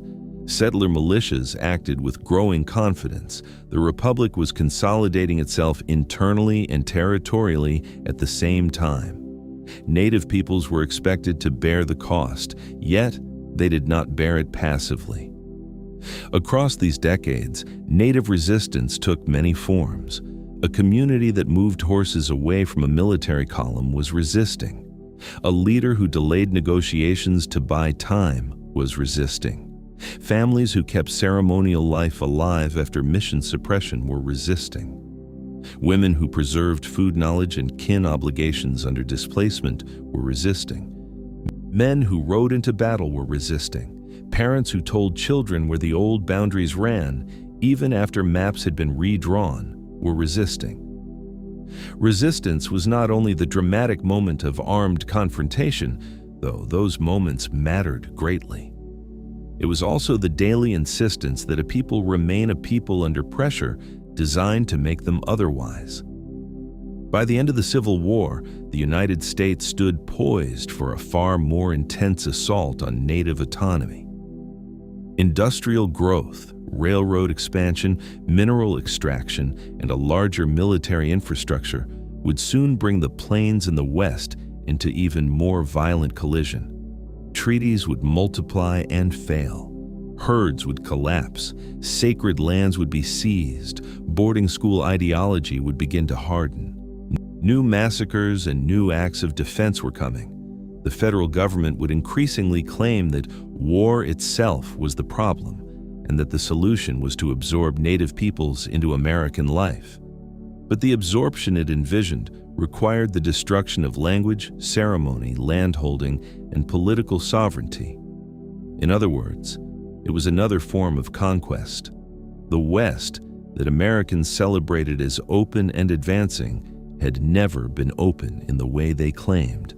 It was opened by force, by starvation policy, by legal fraud, by military roads, by massacre, and by the steady normalization of Native dispossession as the price of national greatness. But Native peoples across that vast region understood the truth because they lived it. They saw forts rise where buffalo trails had run. They saw treaty lines shift whenever whites wanted more. They saw rivers fouled by miners, forests cut, game driven off, and their own humanity weighed against the market value of land. They also saw one another. They built alliances when they could, learned from one another's defeats and victories, and carried forward a political memory that would outlast the age of open war. After the Civil War, the United States entered a new phase of power. It had survived internal collapse, expanded its industrial strength, and turned with renewed confidence toward the Great Plains, the Rocky Mountain West, and the far reaches of the continent it still had not fully subdued. Railroads stretched outward like iron declarations of intent. Telegraph lines, military posts, mining camps, cattle drives, and new towns followed. The federal government increasingly imagined the West as a problem of administration and development, as though Native nations were not ancient political communities, but temporary obstructions to infrastructure. In this period, the language of policy shifted more openly toward control, concentration, and assimilation, but these new words did not replace violence. They worked alongside it. The late 19th century would become one of the most devastating eras in Native American history, not because Native resistance disappeared, but because the United States combined overwhelming military force with ecological destruction, legal manipulation, and cultural assault on a scale it had not previously possessed. For the Plains nations, the destruction of the bison herds became one of the central catastrophes of the age. The bison were not merely one resource among many. They stood at the center of life for numerous communities across the plains. Food, clothing, shelter, trade, tools, ceremony, and rhythm of movement all intertwined with the great herds. To attack the bison was to attack the people. Yet that is exactly what happened. Commercial hide hunters slaughtered on a staggering scale, leaving carcasses to rot after hides were stripped. Railroad companies helped facilitate the traffic in hides and hunters. Tourists shot bison from train windows as spectacle. Military leaders understood very well that herd destruction would weaken native resistance by producing hunger and dependency. Whether driven by profit, sport, or strategy, the result was the same: a deliberate shattering of the ecological foundation on which Plains autonomy rested. As the herds collapsed, reservation policy tightened. The federal government increasingly sought to confine native peoples to bounded spaces where they could be watched, rationed, and pressured into dependence. The reservation was often described in official rhetoric as a place where native communities could learn farming, receive education, and be protected from conflict. In reality, reservations were frequently too small, too dry, too poor in game, or too ecologically mismatched to sustain the populations assigned to them. Rations were often inadequate or corruptly diverted. Agents wielded enormous power. Hunger became a weapon. Communities were expected to abandon mobility and lifeways that had been adapted with great intelligence to local environments, then blamed when the imposed alternatives failed under impossible conditions. This pressure produced repeated wars in the decades after 1865. Among the most famous were the conflicts that drew in Lakota, Northern Cheyenne, and Arapaho peoples after U.S. violations of the Fort Laramie Treaty. The Black Hills, sacred to the Lakota and protected by treaty, became the center of crisis when gold was discovered there in the mid-1870s. Prospectors flooded in. The United States failed to stop them. Instead, it moved toward coercing land cession, and when that failed, toward war. This sequence is crucial to remember because later national memory often treats the Great Sioux War as though it arose from generalized frontier unrest. In fact, it emerged from a familiar structure. The United States promised protection, white interest increased, the government refused to honor the promise, and native peoples were cast as hostile when they defended what had been guaranteed to them. In 1876, native forces achieved one of the most famous victories in the history of resistance to U.S. conquest at the Battle of the Little Bighorn. Lakota, Northern Cheyenne, and Arapaho warriors, including those associated with leaders such as Sitting Bull and Crazy Horse, overwhelmed George Armstrong Custer and the men under his immediate command. The battle entered U.S. myth almost instantly, often told as a tale of heroic last stand and savage assault. That version concealed both the treaty violations that had led to the conflict and the political significance of the native victory. Little Bighorn was not simply a dramatic battlefield episode. It was a declaration that native nations still possessed the power to defeat the U.S. Army in open conflict when conditions favored them, and when communities were united in defense of homeland, kin, and sacred land. Yet victory came at a terrible cost because the United States responded not with introspection, but with intensified determination. Public outrage turned Custer into a martyr and native resistance into proof that stronger measures were necessary. The military campaign widened. Winter attacks, surrender demands, destruction of villages, seizure of horses, and relentless pursuit wore down communities already under pressure from vanishing bison. Many leaders eventually faced impossible choices between surrender, starvation, and continued flight. Crazy Horse surrendered in 1877 and was later killed while in U.S. custody. Sitting Bull fled for a time into Canada before eventually returning and later being confined. The Black Hills were seized despite treaty guarantees. Once again, Native military skill had won honor and time, but the United States used its deeper reserves of manpower, resources, and administrative power to turn the broader war toward conquest. In the Southern Plains, similar patterns unfolded. The Red River War of 1874 to 1875 targeted Comanche, Kiowa, Southern Cheyenne, and Arapaho resistance after years of tension over reservation confinement and the destruction of bison economies.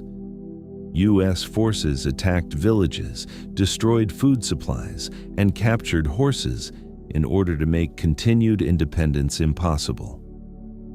The campaign was not about ending isolated violence. It was about forcing peoples who still possessed military capacity and territorial knowledge into a reservation system that would break their autonomy. Comanche power, which had dominated large portions of the Southern Plains for generations, was shattered in these years, not because it lacked intelligence or courage, but because the material basis of independence had been deliberately undermined. Throughout the West, the same logic was visible. The Nez Perce War of 1877, associated especially with the leader known in English as Chief Joseph, has often been sentimentalized in American storytelling as a noble retreat by a doomed people. In truth, it was another episode in which the United States demanded confinement and treaty terms under conditions many Nez Perce did not accept, then pursued them when they tried to escape to preserve freedom. The long fighting retreat of the non-treaty Nez Perce toward Canada displayed tactical brilliance, endurance, and moral clarity under extraordinary pressure.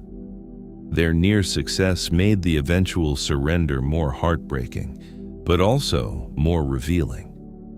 The United States admired Native courage most safely when it had already destroyed Native choices.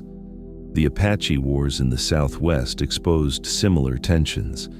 Apache peoples had long navigated Spanish, Mexican, and American pressure through mobility, raiding, alliance, and deep knowledge of difficult terrain. U.S. authorities preferred to reduce this complexity to a simple image of lawless violence. Leaders such as Cochise and later Geronimo became famous in American memory, but often through a haze of distortion that stripped away the context of broken promises, reservation abuses, settler incursions, and military campaigns against entire communities. Apache resistance continued for so long because surrender often meant confinement in intolerable conditions. To continue moving, fighting, and evading capture was not stubborn refusal of peace. It was a defense of dignity and survival in a world where official peace could mean slow death. These wars of the 1860s, 1870s, and 1880s are often remembered as the final battles of a passing frontier. That language is deeply misleading. For Native peoples, this was not the fading edge of some romantic era. It was a concentrated campaign of conquest in which the United States used every instrument it possessed: troops, forts, railroads, ration control, treaty fraud, ecological destruction, and public narrative. The battles mattered, but so did the systems surrounding them. A hungry people on a reservation could be coerced in ways that a free people on a bison-rich plain could not. A child taken from family and placed under mission or school discipline could be made into the next target of conquest. A sacred hill stripped for gold did not simply represent economic theft. It represented the attempted severing of a people from the meaning of the world. As open war continued, federal policymakers increasingly insisted that the Indian problem required not merely military pacification, but cultural transformation. This was the era in which assimilation hardened into national doctrine. Reformers, many of whom considered themselves humane, argued that native peoples should not be exterminated physically, but remade socially. On the surface, this sounded kinder than older frontier brutality. In practice, it was often another kind of destruction aimed at dissolving native nations as distinct peoples. If military officers had tried to defeat native warriors in battle, reformers and bureaucrats now sought to defeat native identity in everyday life. Few institutions reveal this more starkly than the off-reservation boarding school system, founded on the principle later associated with the phrase, "kill the Indian, save the man." Schools such as Carlisle Indian Industrial School removed native children from their families and communities, often by coercion or pressure tied to rations and federal authority. At these schools, children's hair was cut, clothing replaced, names changed or anglicized, and languages forbidden. Ceremonies, kinship habits, and cultural practices were punished. Military discipline, Christian instruction, industrial labor, and vocational training were imposed as tools of transformation. Many children suffered loneliness, abuse, disease, and death. Some never returned home. Cemeteries near these institutions remain among the most painful physical reminders of this era.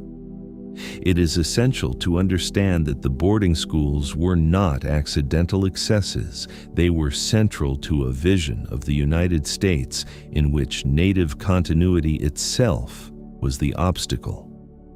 Reformers often believed sincerely that they were helping, which only makes the violence more revealing. They could not imagine native flourishing except as surrender to American norms.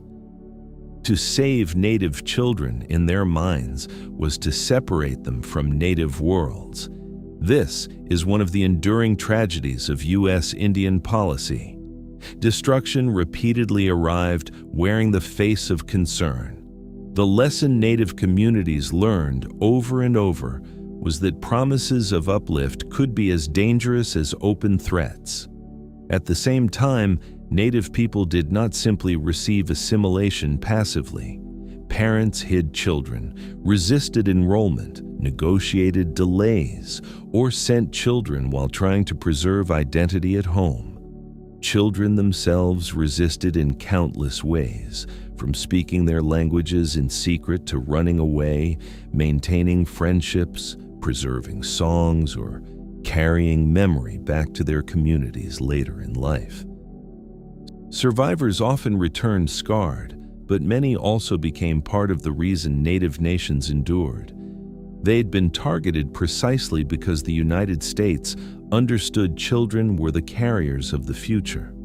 The fact that native languages, ceremonies, and nations survived at all after this assault testifies to the persistence of families and communities who refused to let schools have the final word.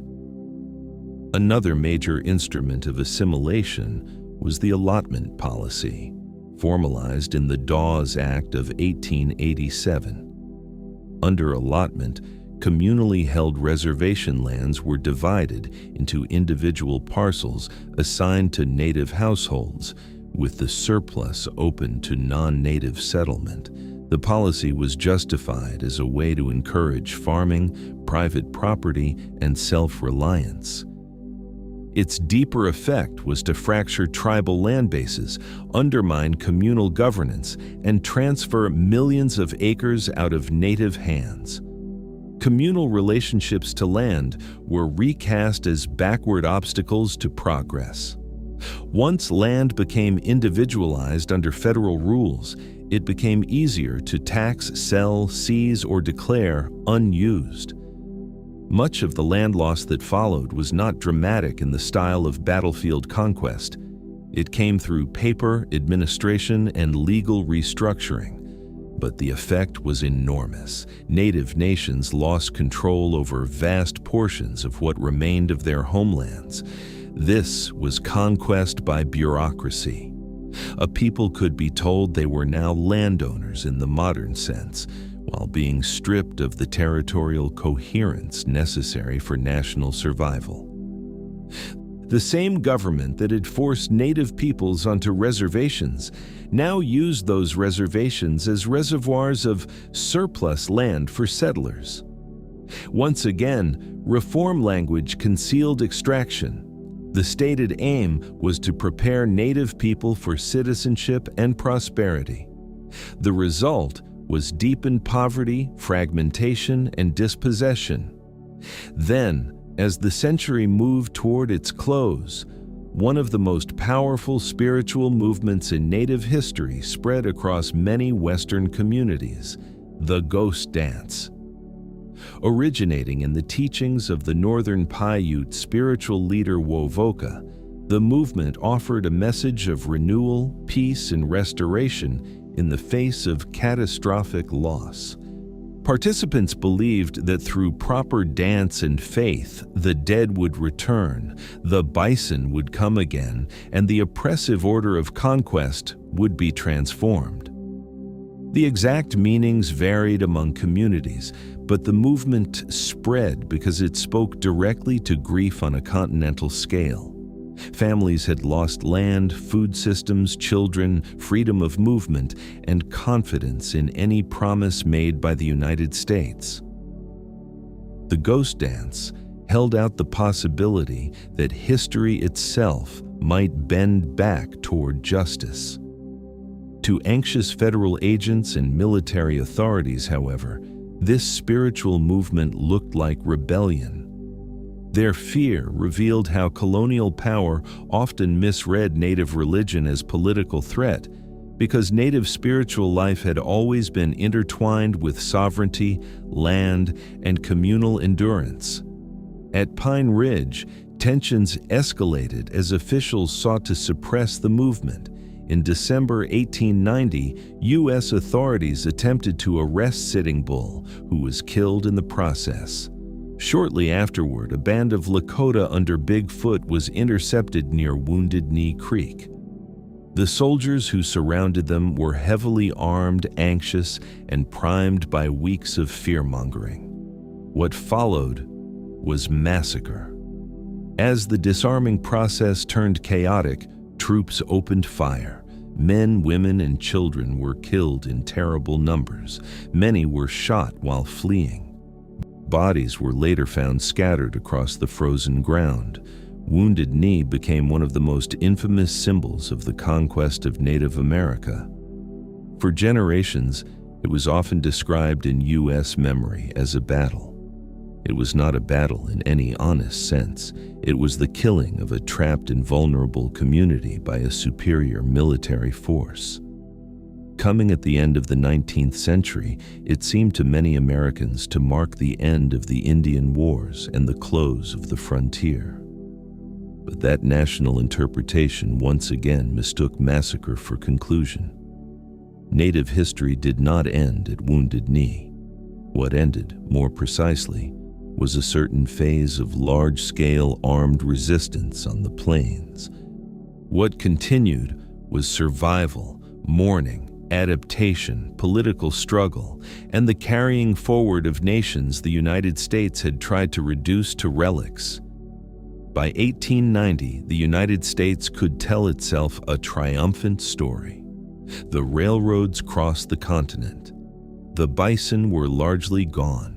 Reservations contained many native communities, boarding schools were operating, allotment was underway, military resistance had been crushed or confined. On paper, conquest looked nearly complete, but paper has always lied about native history. Beneath the official calm lay deep continuities. Languages still lived in homes and memory. Ceremonies continued, openly or quietly. Kinship networks endured. Elders still told the old histories. Some children returned from schools carrying wounds, but also carrying stubborn fragments the schools had failed to erase. Leaders still petitioned, negotiated, adapted, and fought through law where arms no longer seemed possible. The nations remained, even if the United States preferred to imagine them as vanishing remnants. This period, then, must be remembered in two lights at once. It was an age of devastating assault, military conquest, ecological destruction, mass killing, child removal, and bureaucratic land theft. It was also an age in which native peoples, under nearly impossible pressure, preserved enough of themselves for future generations to rebuild and resist again. That future would not come easily. The 20th century would bring new forms of policy, new abuses, and new opportunities. But the ground of all that later history was laid here in the late 19th century, when the United States believed it had solved the native question and native peoples, though battered and grieving, continued to exist in defiance of that belief. If the late 19th century was the breaking of bodies, lands, and nations in open view, the early 20th century was something quieter, but no less dangerous. It was the attempt to finish what war had begun, this time not through bullets and cavalry, but through policy, schooling, law, and time itself. The United States, having declared the frontier closed, began to tell itself a comforting story, that native peoples were no longer a threat, no longer nations in the full sense, but a fading population being gradually absorbed into American life. This story was repeated in textbooks, newspapers, and political speeches until it hardened into something that felt like truth. But beneath that illusion, native communities were still there, still speaking their languages in homes and in memory, still carrying ceremonies, still mourning losses that had not yet settled into history because they were still happening. By the early 1900s, the population of native people in the United States had been reduced to one of its lowest points since European contact. Entire regions that had once held dense networks of native nations were now dominated by settlers, farms, railroads, and towns. Reservations had become fixed spaces on maps, often small, often under-resourced, often controlled by federal agents whose authority reached into nearly every part of daily life. Yet, even in this constrained world, native existence had not been erased. It had been compressed, forced into tighter forms, made to endure under pressure that was both constant and intimate. The system of allotment continued to reshape native land in ways that were both subtle and devastating. Land that had once been held communally, tied to kinship, ceremony, and collective responsibility, was broken into individual parcels. These parcels were often too small, too poor, or too poorly supported to sustain families in the ways promised by federal officials. Worse still, once land was divided into individual ownership under U.S. law, it became vulnerable. Taxes, debts, fraud, and legal manipulation made it easier for non-native buyers to acquire land piece by piece. What could not be taken easily through war was now taken slowly through paperwork. The result was a quiet but massive loss of native land across the early 20th century, one that did not always leave dramatic images behind, but reshaped the map just as permanently. At the same time, the boarding school system continued to operate as one of the most direct tools of cultural disruption. Children were taken or sent far from home, sometimes willingly under pressure, sometimes by force, sometimes because families hoped education might offer survival in a changing world. Once there, they entered environments designed to separate them from everything that had made them who they were. Their hair was cut, their names were replaced, their languages were forbidden, their movements were controlled. Discipline was often harsh. Illness spread quickly in crowded conditions. Some children died and were buried far from home. Their families never fully told the truth. But even here, where the intention was clear, to reshape Native identity at its root, the outcome was never complete. Children remembered. They whispered their languages when they could. They formed bonds with one another that crossed tribal lines. They carried fragments of knowledge back home when they returned. Some came back unable to speak with their elders, caught between worlds. Others fought to relearn what had been taken. The schools inflicted deep wounds, but they did not erase Native nations. Instead, they created generations who would later become part of a new kind of resistance, one that understood both Native tradition and the systems of the United States from the inside. In this period, a new kind of Native political voice began to emerge, one shaped not only by tribal identity, but by shared experience across different nations. Boarding schools, wage labor, travel, and military service brought Native people into contact with one another in ways that had not existed before. A Lakota student might meet a Cherokee classmate. A Dene worker might labor alongside a Ho-Chunk or Ojibwe man in a distant city. These encounters did not erase difference, but they created a sense of shared condition.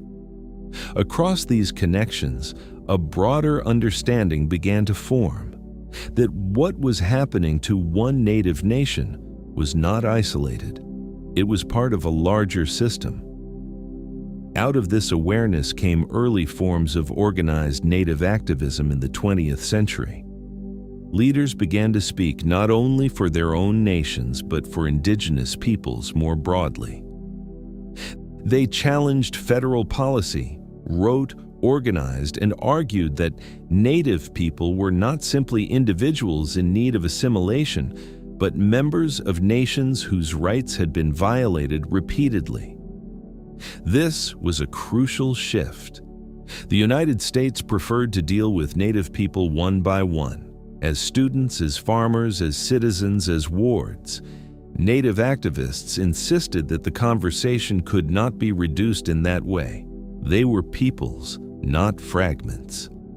In 1924, the United States passed a law granting citizenship to Native Americans born within its borders. On paper, this looked like inclusion. It suggested that Native people were finally being recognized as full members of the nation. But the reality was far more complicated. Citizenship did not restore land. It did not end the boarding school system. It did not dissolve reservations or federal control. It did not stop discrimination at the state level, where Native people were often still denied the right to vote for years afterward.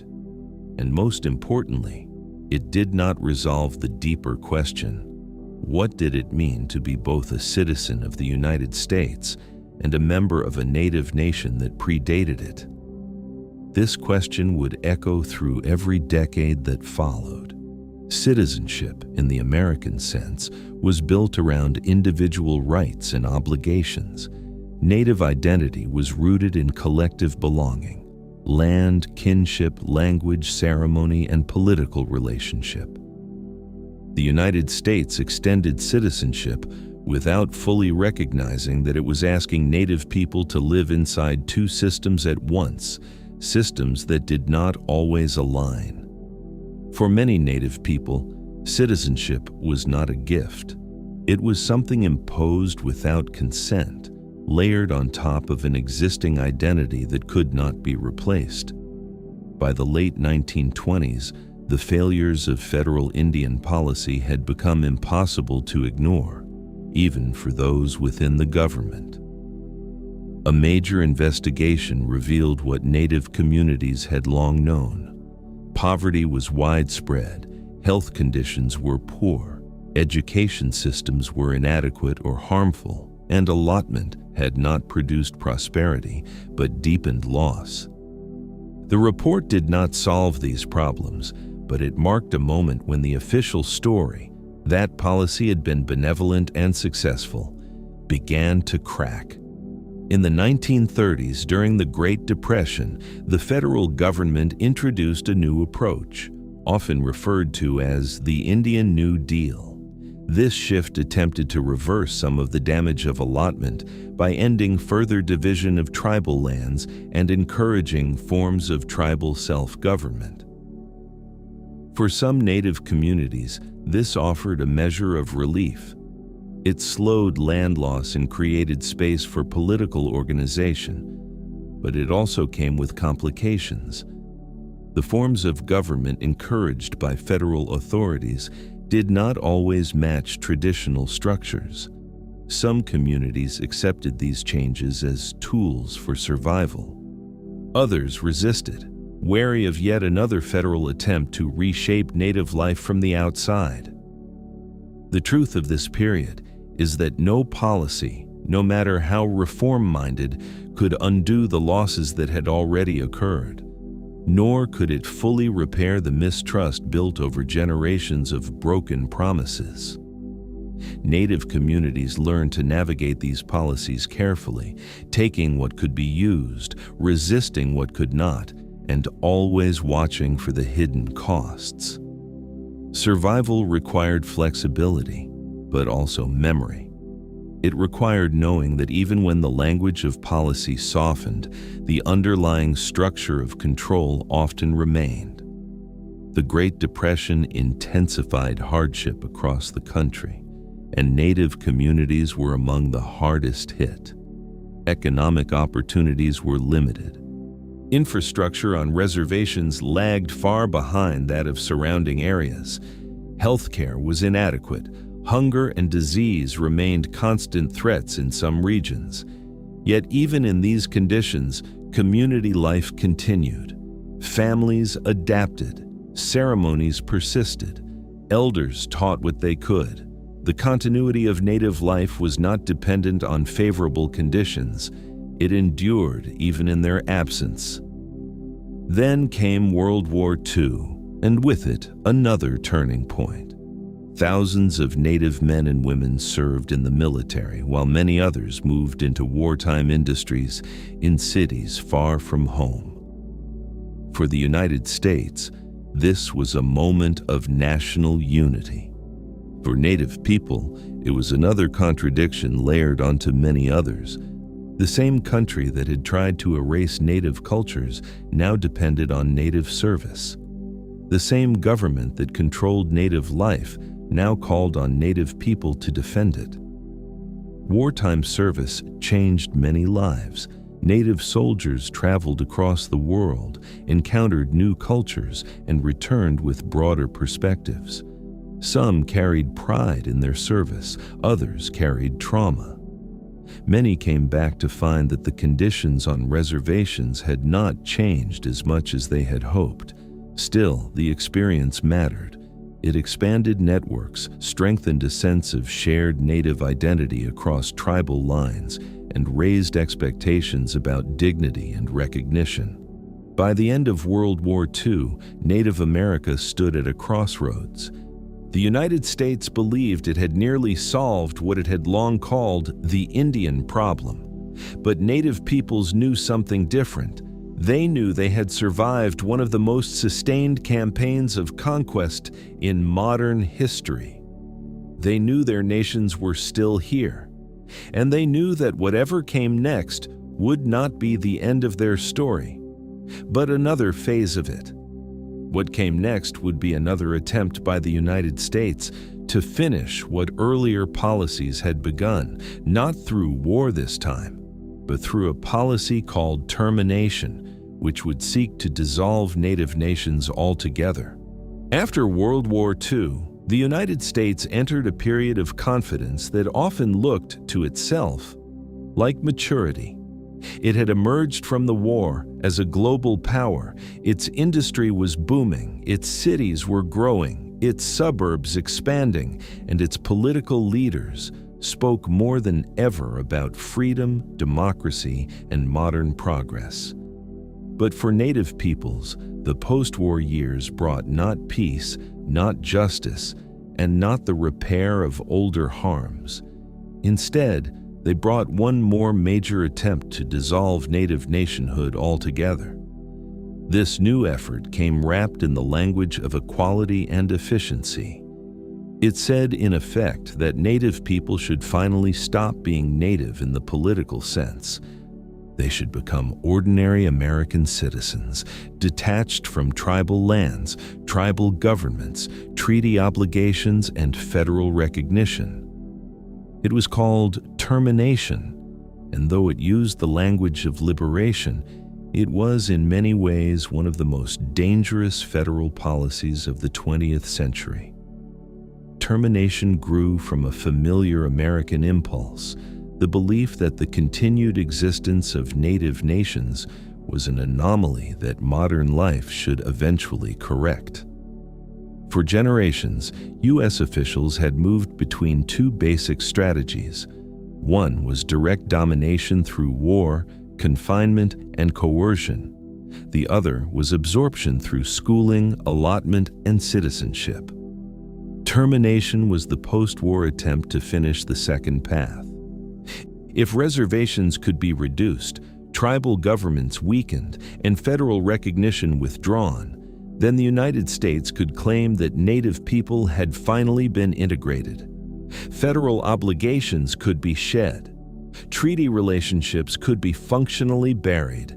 Native communities could be exposed more fully to state control, private markets, and land loss. In Washington, some policymakers described this as the end of dependency. For Native peoples, it looked much more like the state washing its hands after centuries of organized dispossession. The policy did not emerge in a vacuum.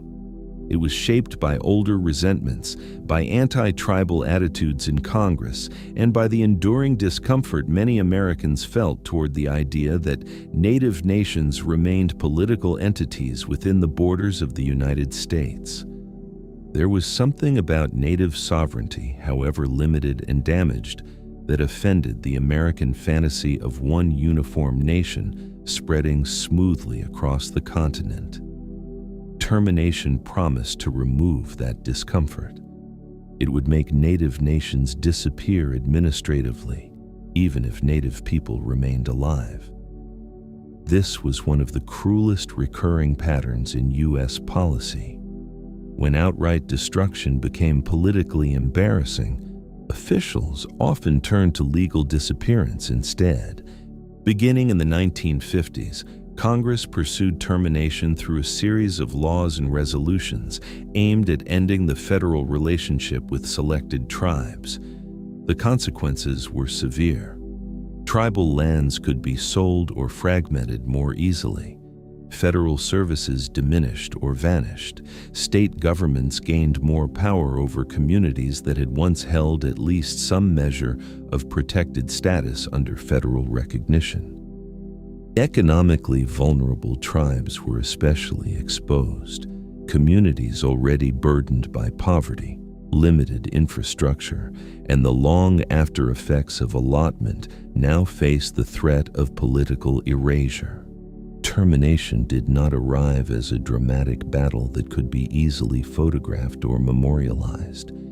It came as legislation, hearings, administrative action, and economic exposure. But its violence was real. Some Native nations were hit particularly hard. The Menominee, for example, saw federal recognition terminated and their lands converted into a county-like structure, a move that brought deep economic strain and political upheaval. The Klamath also suffered major losses under termination, as tribal assets and landholding structures were dismantled or reduced under federal policy. Across Indian country, the fear was unmistakable. If termination could happen to some tribes, it could spread further. The message from Washington was chillingly clear. Tribal sovereignty was not something the United States regarded as permanent. It was something Congress believed it could revoke. At the same time, the federal government promoted another major policy that reshaped Native life in the post-war era: relocation. Through programs that encouraged or pressured Native people to leave reservations for cities, the government claimed it was creating economic opportunity and helping Native individuals enter mainstream American society. Cities like Los Angeles, Chicago, Denver, Minneapolis, San Francisco, Dallas, and others became major destinations. On paper, relocation offered jobs, housing assistance, and a chance to escape reservation poverty.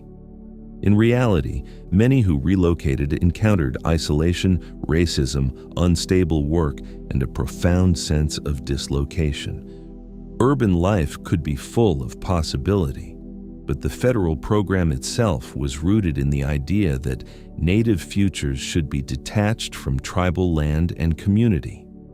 And yet relocation, like so many policies before it, did not achieve what its designers fully intended. Native people who arrived in cities did not simply dissolve into anonymity. They found one another. They formed urban Indian communities, social centers, churches, activist circles, cultural groups, and intertribal friendships. They navigated loneliness together. They shared stories of home. They organized around housing, policing, employment, and cultural survival.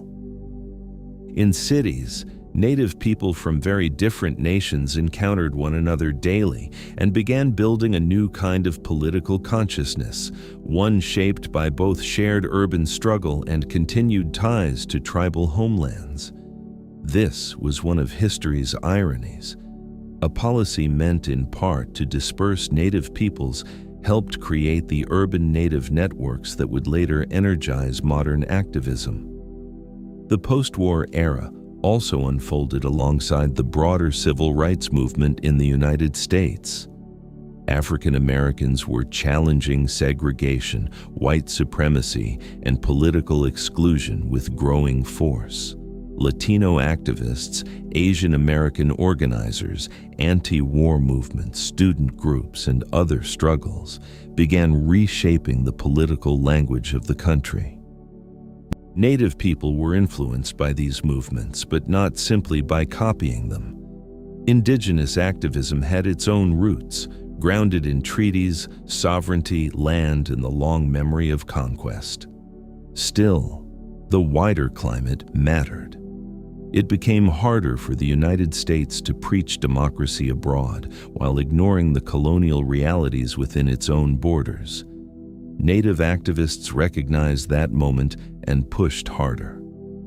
By the 1960s, a more visible Native resistance movement was emerging, one that would later be associated with Red Power. It was not born from nowhere. It came from generations of survival, from boarding school survivors, from veterans, from relocated families, from reservation communities, from students, from elders who had preserved memory, and from younger people who were no longer willing to accept invisibility. The movement was often intertribal, but it was never rootless. It drew strength from specific nations and histories, even as it spoke in broader indigenous terms. At its heart was a simple but powerful insistence. Native peoples were not dying out, not assimilating quietly, and not surrendering their rights as nations. One of the early landmarks of this new era came in 1961 with the gathering of Native leaders who produced what became known as the Declaration of Indian Purpose. The statement asserted the right of Native people to choose their own future and rejected the assumption that federal policy should simply absorb them into the mainstream. It was a reminder that Native leaders were speaking for themselves, not waiting to be spoken for by reformers, anthropologists, missionaries, or bureaucrats. This mattered because much of American public life had long been built on the habit of discussing Native people as objects of policy rather than subjects of history.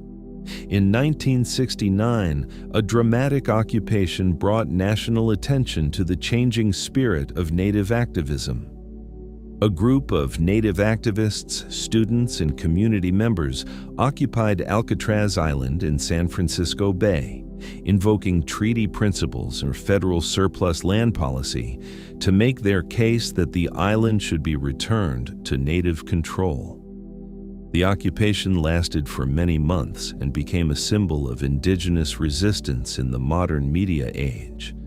Alcatraz mattered not only because of its visibility, but because of what it said. It declared that Native claims were not relics from the past.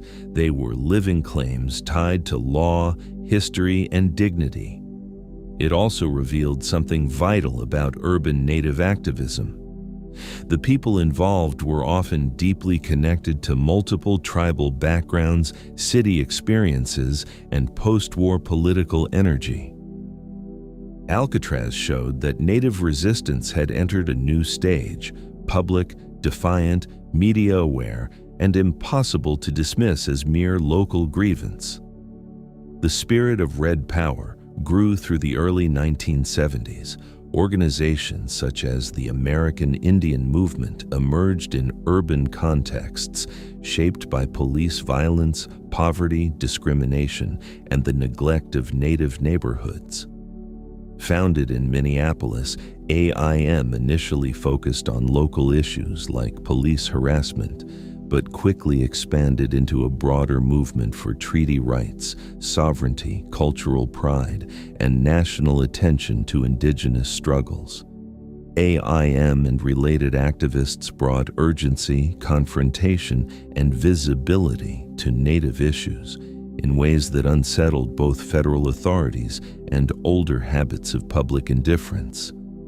To some Americans, this new activism seemed sudden or militant.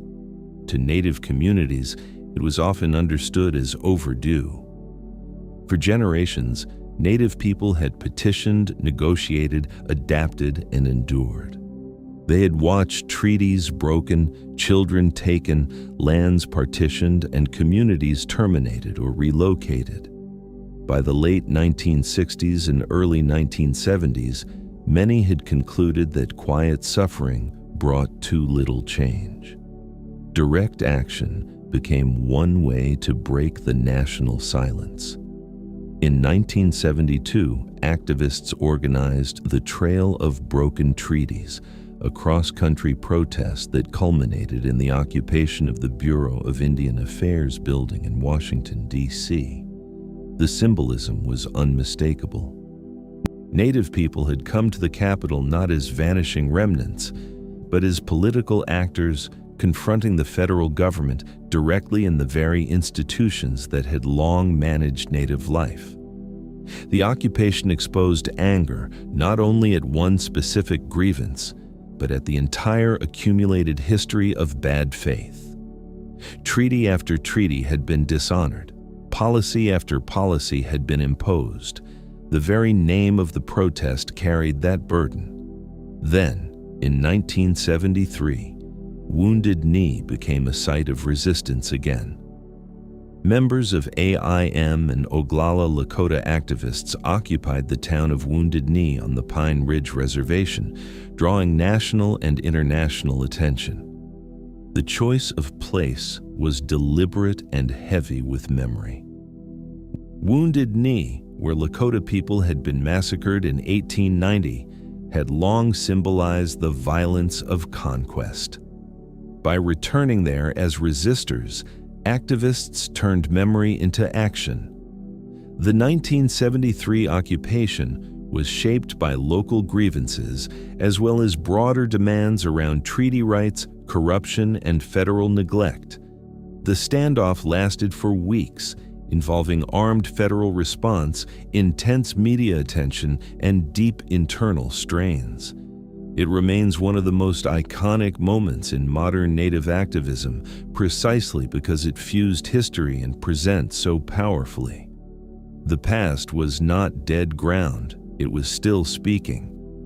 The rise of Red Power also helped drive important shifts in federal policy. By the late 1960s and early 1970s, termination was increasingly discredited.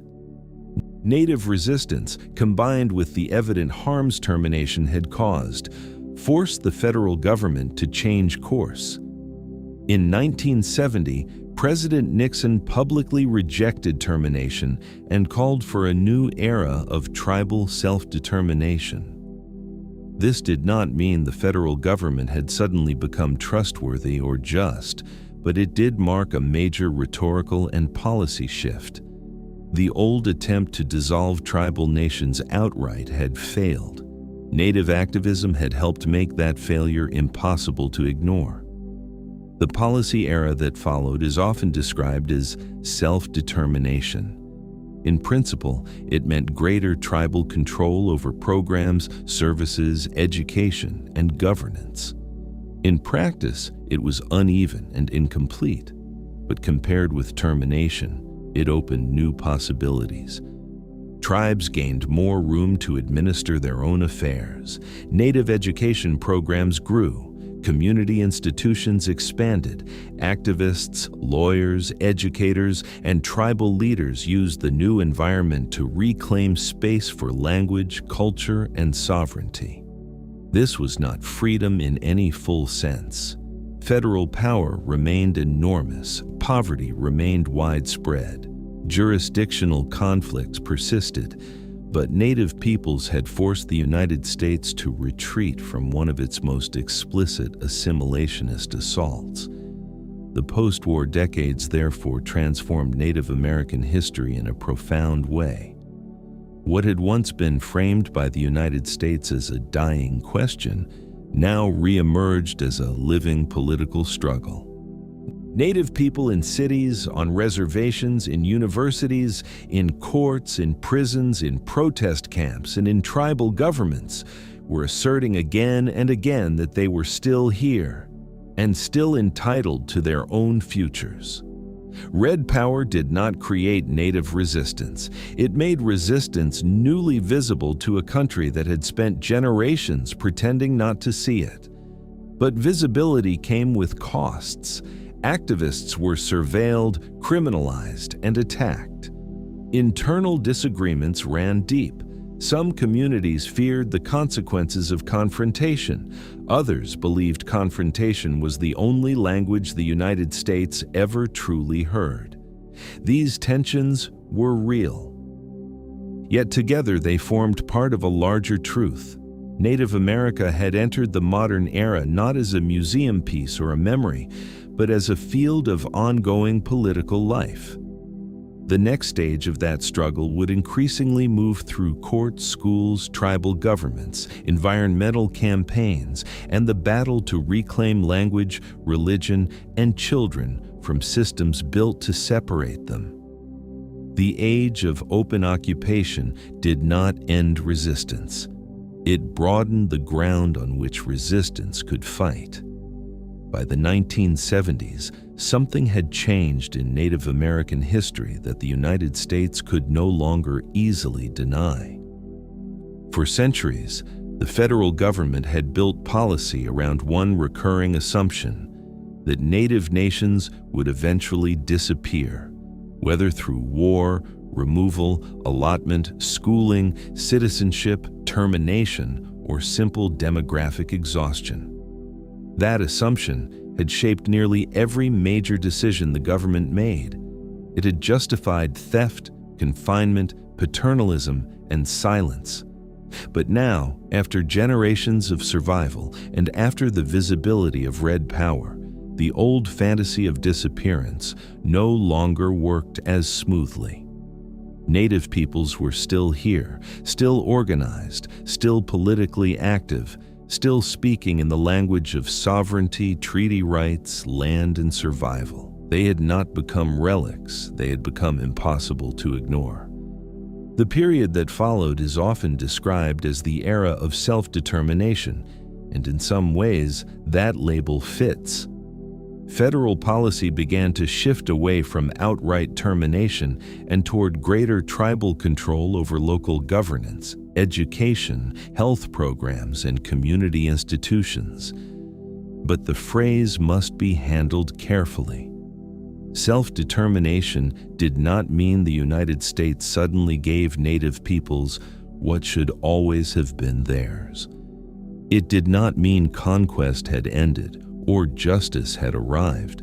It meant that after centuries of trying to erase Native nationhood, the federal government was now being forced to acknowledge, at least in part, that Native nations remained. That acknowledgement came not from generosity, but from pressure. Pressure built by activists, tribal leaders, community organizers, lawyers, elders, and ordinary Native families who had refused to let history close over them. One of the most important laws of this era was the Indian Self-Determination and Education Assistance Act of 1975. In practical terms, it allowed tribes to take on greater control over federal programs that had previously been run directly by outside agencies. This mattered because it gave Native communities more room to make decisions for themselves in areas like education, health, and local administration. For generations, Native people had been managed by others. Schools were built to erase them. Agencies controlled rations, policing, and resources. The very structure of federal Indian policy had assumed that Native communities could not govern themselves without supervision. Self-determination policy did not fully undo that structure, but it opened cracks in it. Those cracks mattered.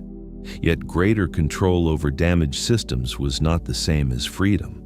Tribes often inherited programs that had long been underfunded, poorly designed, or shaped by generations of bureaucracy. They were being asked to govern under conditions created by conquest. Poverty, land loss, trauma, and jurisdictional confusion had not vanished. Many reservations still lacked basic infrastructure. Many Native children still grew up carrying the after effects of boarding school violence in their families, even when they themselves had never attended such schools. In some communities, language loss had advanced so far that elders feared they were becoming the last generation to remember certain forms of speech or ceremony fully. Self-determination opened doors, but many of those doors led into rooms already damaged by history. Even so, Native communities moved through those openings with determination. Tribes built schools that taught Native history and culture alongside standard subjects. They created language programs, health clinics, legal offices, and tribal colleges. They revived ceremonies that had been driven underground. They strengthened governments, rewrote constitutions, and fought jurisdictional battles in courtrooms where they had long been dismissed. The work was often slow, unglamorous, and underfunded.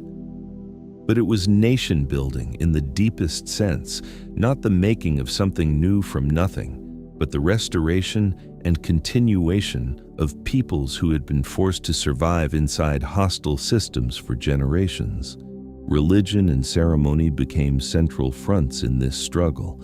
For much of U.S. history, Native spiritual practices had been criminalized, suppressed, or treated as obstacles to civilization. Ceremonies had been banned or restricted.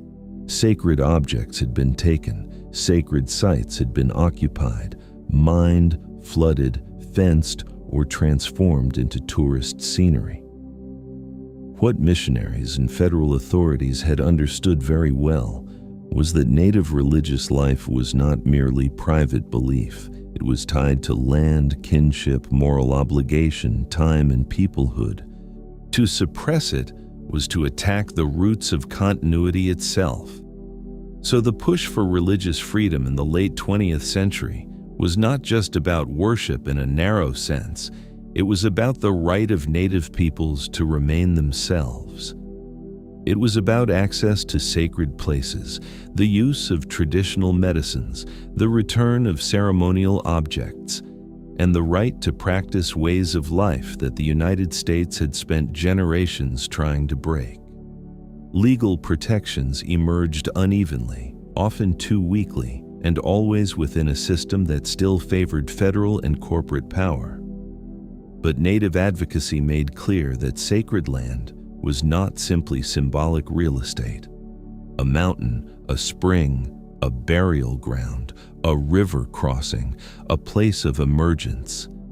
These were not replaceable locations. They were part of a living world. When the United States said development required their destruction, Native peoples answered that some losses could not be translated into compensation. The struggle over sacred sites revealed again one of the oldest conflicts in American history: the clash between Native relationships to land and the extractive logic of the settler state. Mines, dams, roads, logging operations, military use, and tourism repeatedly threatened places central to Native ceremony and memory. In court, Native nations often found themselves at a disadvantage because U.S. law tended to recognize property and administrative interest more easily than sacred relationship. Again and again, Native peoples had to explain that a place could be spiritually indispensable without fitting neatly into American legal categories. This was not just a legal problem. It was a civilizational one.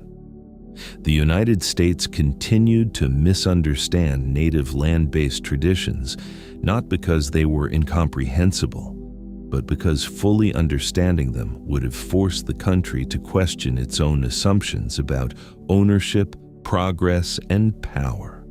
At the same time, another crucial struggle unfolded around children. For generations, Native families had been separated through boarding schools, foster systems, mission institutions, adoption programs, and welfare policies shaped by anti-Native prejudice.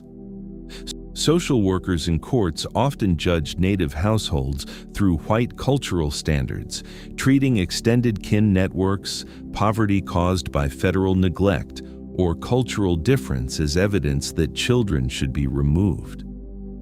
The result was yet another long assault on Native continuity. Children taken not always into formal boarding schools now, but into non-Native homes and institutions where tribal identity could be lost all the same. The Indian Child Welfare Act of 1978 emerged from this history. It recognized that the widespread removal of Native children was not simply a private family matter, but a threat to the survival of tribes themselves. The law aimed to give tribes and Native families greater protection in child custody proceedings and to keep Native children connected to their communities whenever possible. This was deeply important because it named an old truth openly. The removal of children had always been political. It had always been about more than individual cases. A nation whose children are consistently taken away is a nation being slowly targeted at its root. The battles did not stop with the law's passage. Again and again, Native child welfare protections were challenged by those who wanted to reframe the issue as one of race rather than political belonging. That reframing was itself an old American move. If Native nations could be reduced to racial categories, Then treaty rights, tribal citizenship, and collective protections became easier to attack.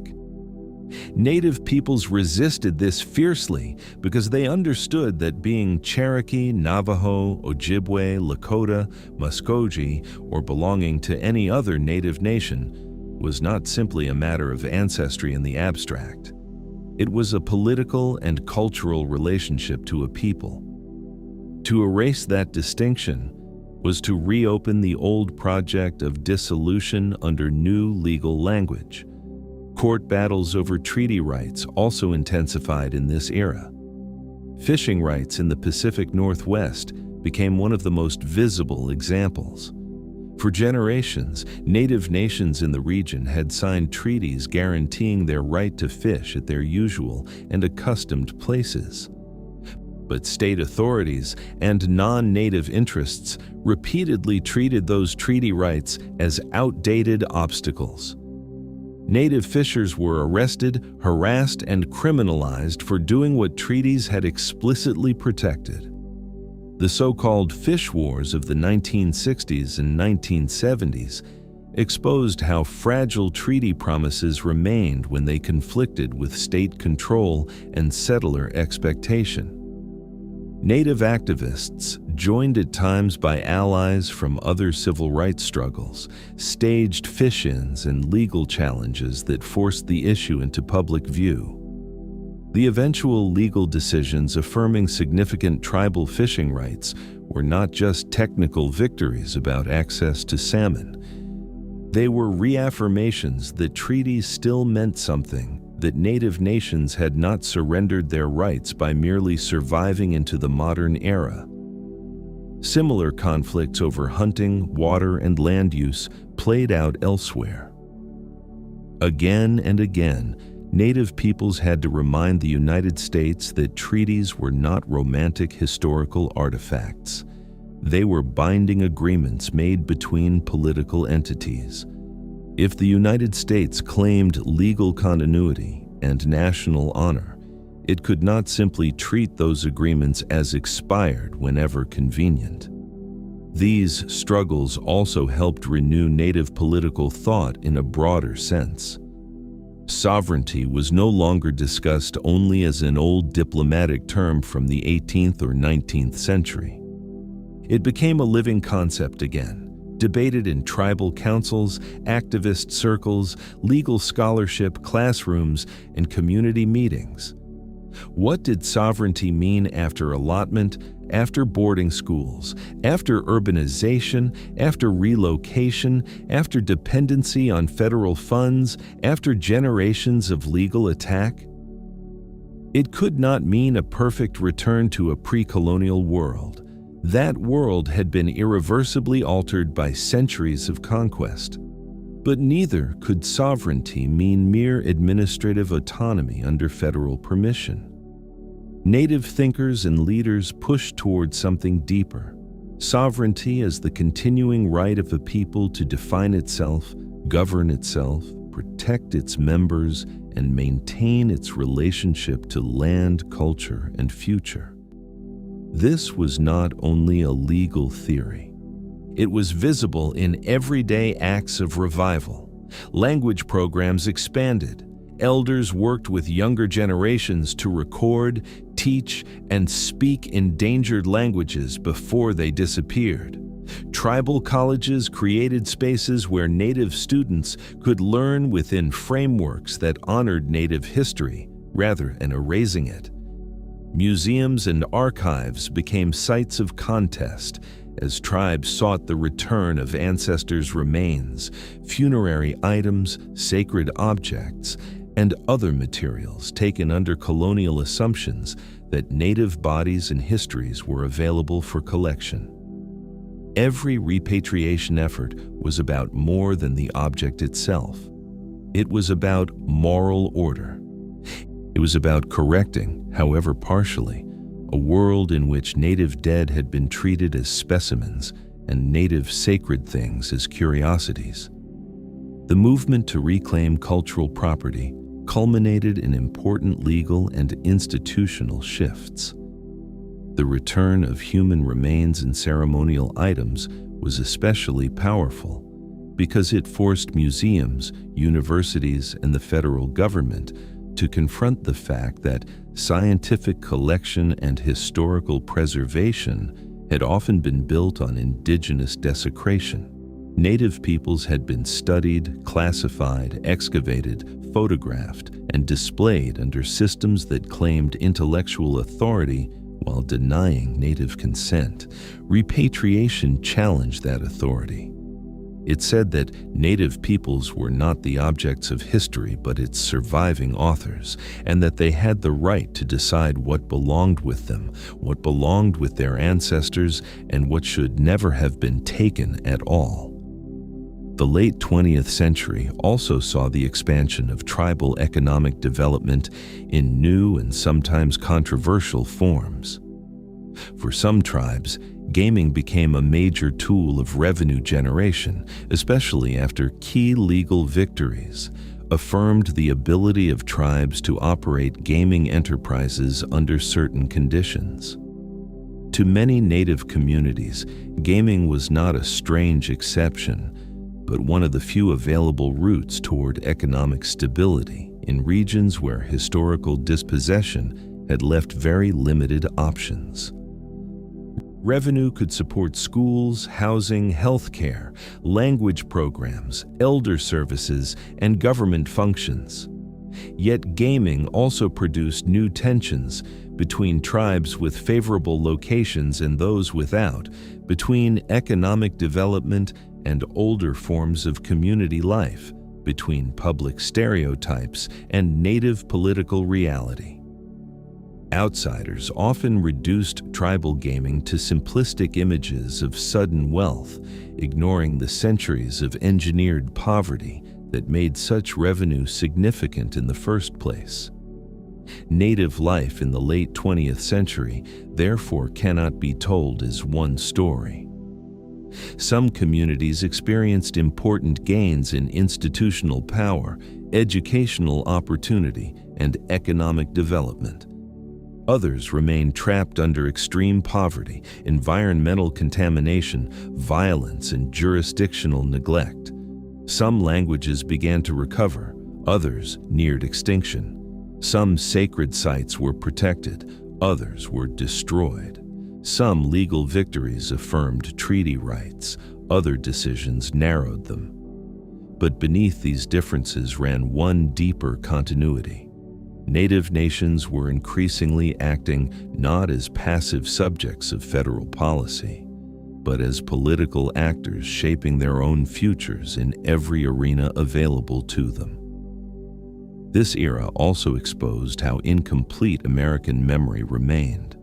Many non-Native Americans still preferred to imagine Native peoples either as tragic figures of the distant past or as symbolic cultural presences rather than living nations. Textbooks still minimized conquest.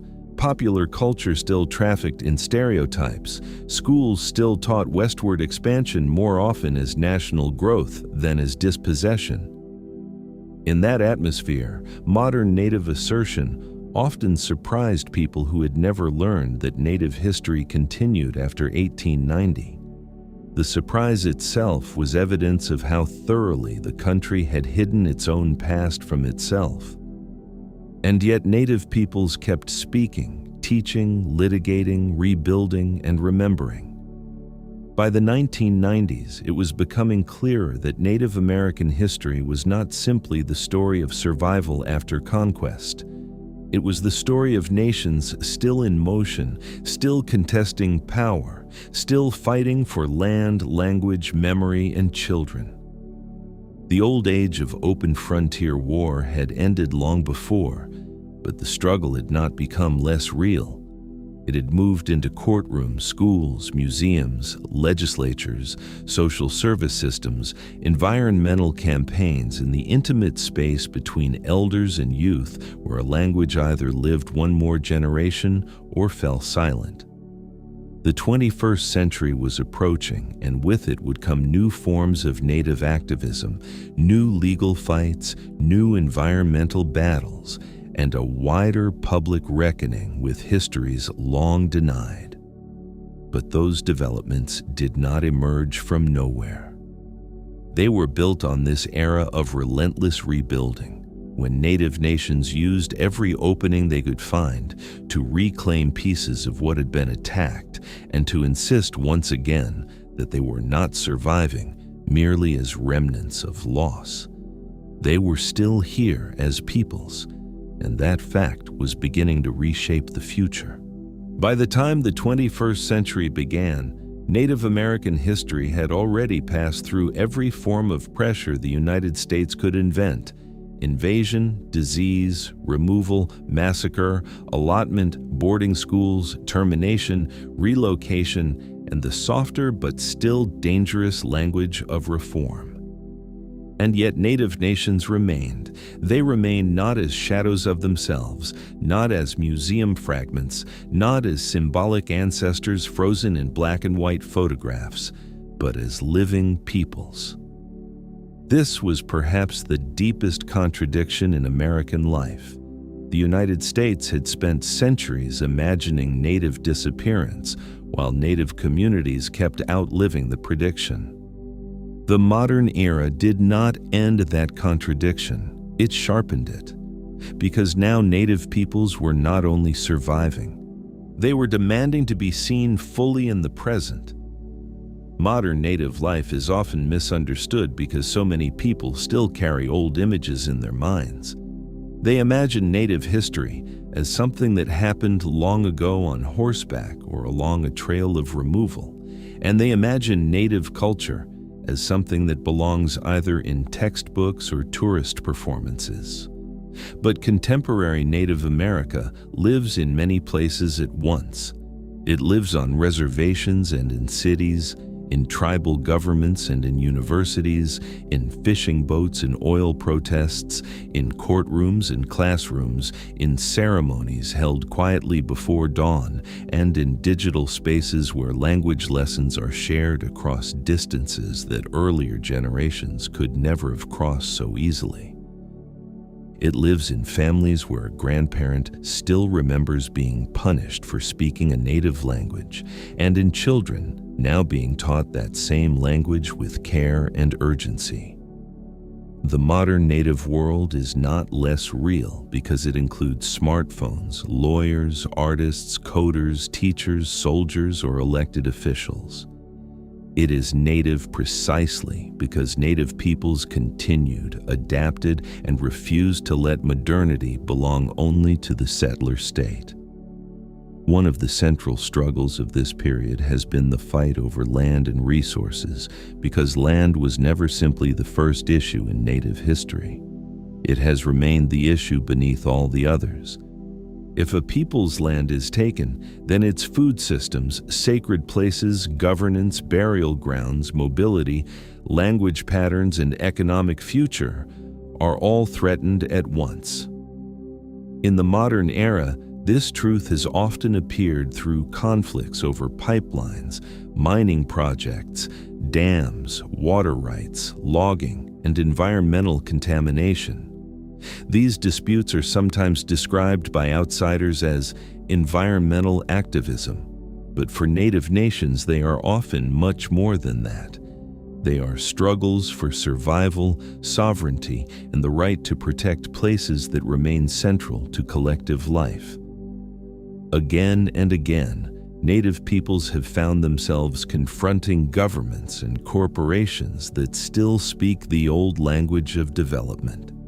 A project is proposed, jobs are promised, national interest is invoked, the land is described as available, manageable, or underused, sacred significance is minimized, treaty obligations are narrowed, consultation is performed as procedure rather than real consent. Then, when Native communities resist, they are treated as obstacles to progress. There is something hauntingly familiar in this pattern. The vocabulary has changed since the 19th century, but the structure often feels the same. Native people say a place is alive with meaning, memory, and obligation. The state says the place contains resources or strategic value. The conflict that follows is not merely political. It is about what the land is. This became powerfully visible in the movement against the Dakota Access Pipeline at Standing Rock. Although that struggle belongs to a specific time and place, its force came from the way it gathered centuries into one moment.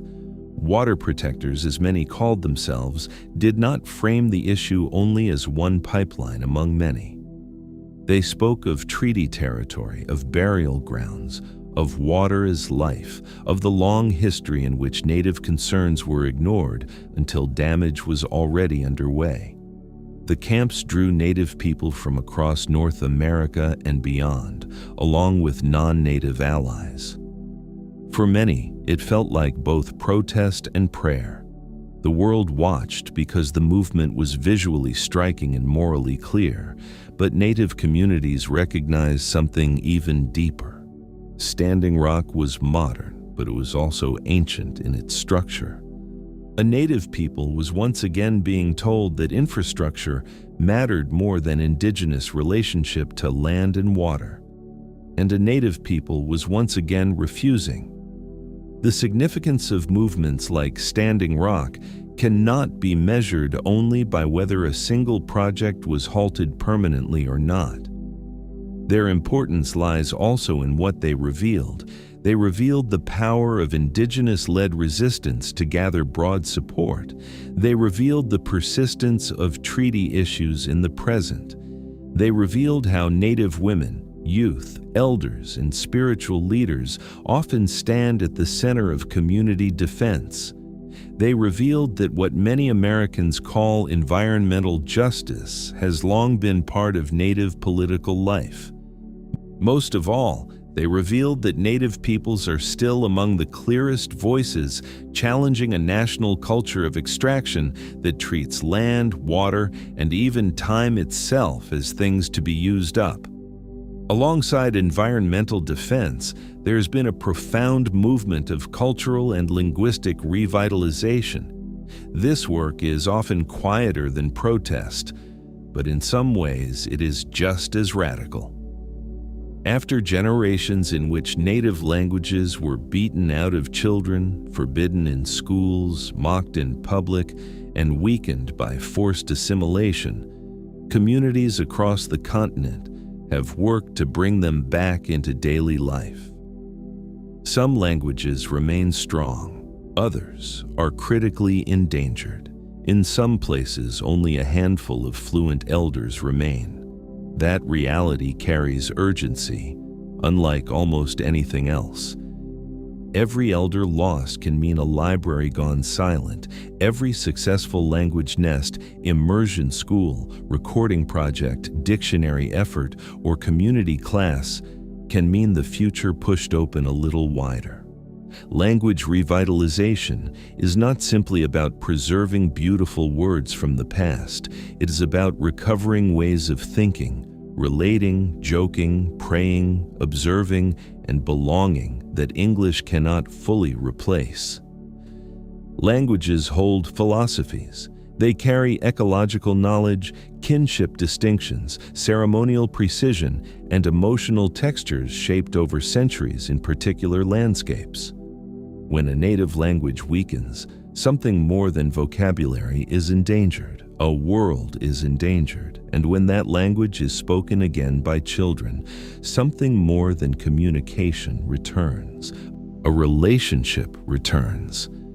This is why language work, though sometimes underestimated by outsiders, is one of the most profound forms of resistance in modern Native life. The same can be said of the struggle to protect and revive ceremony.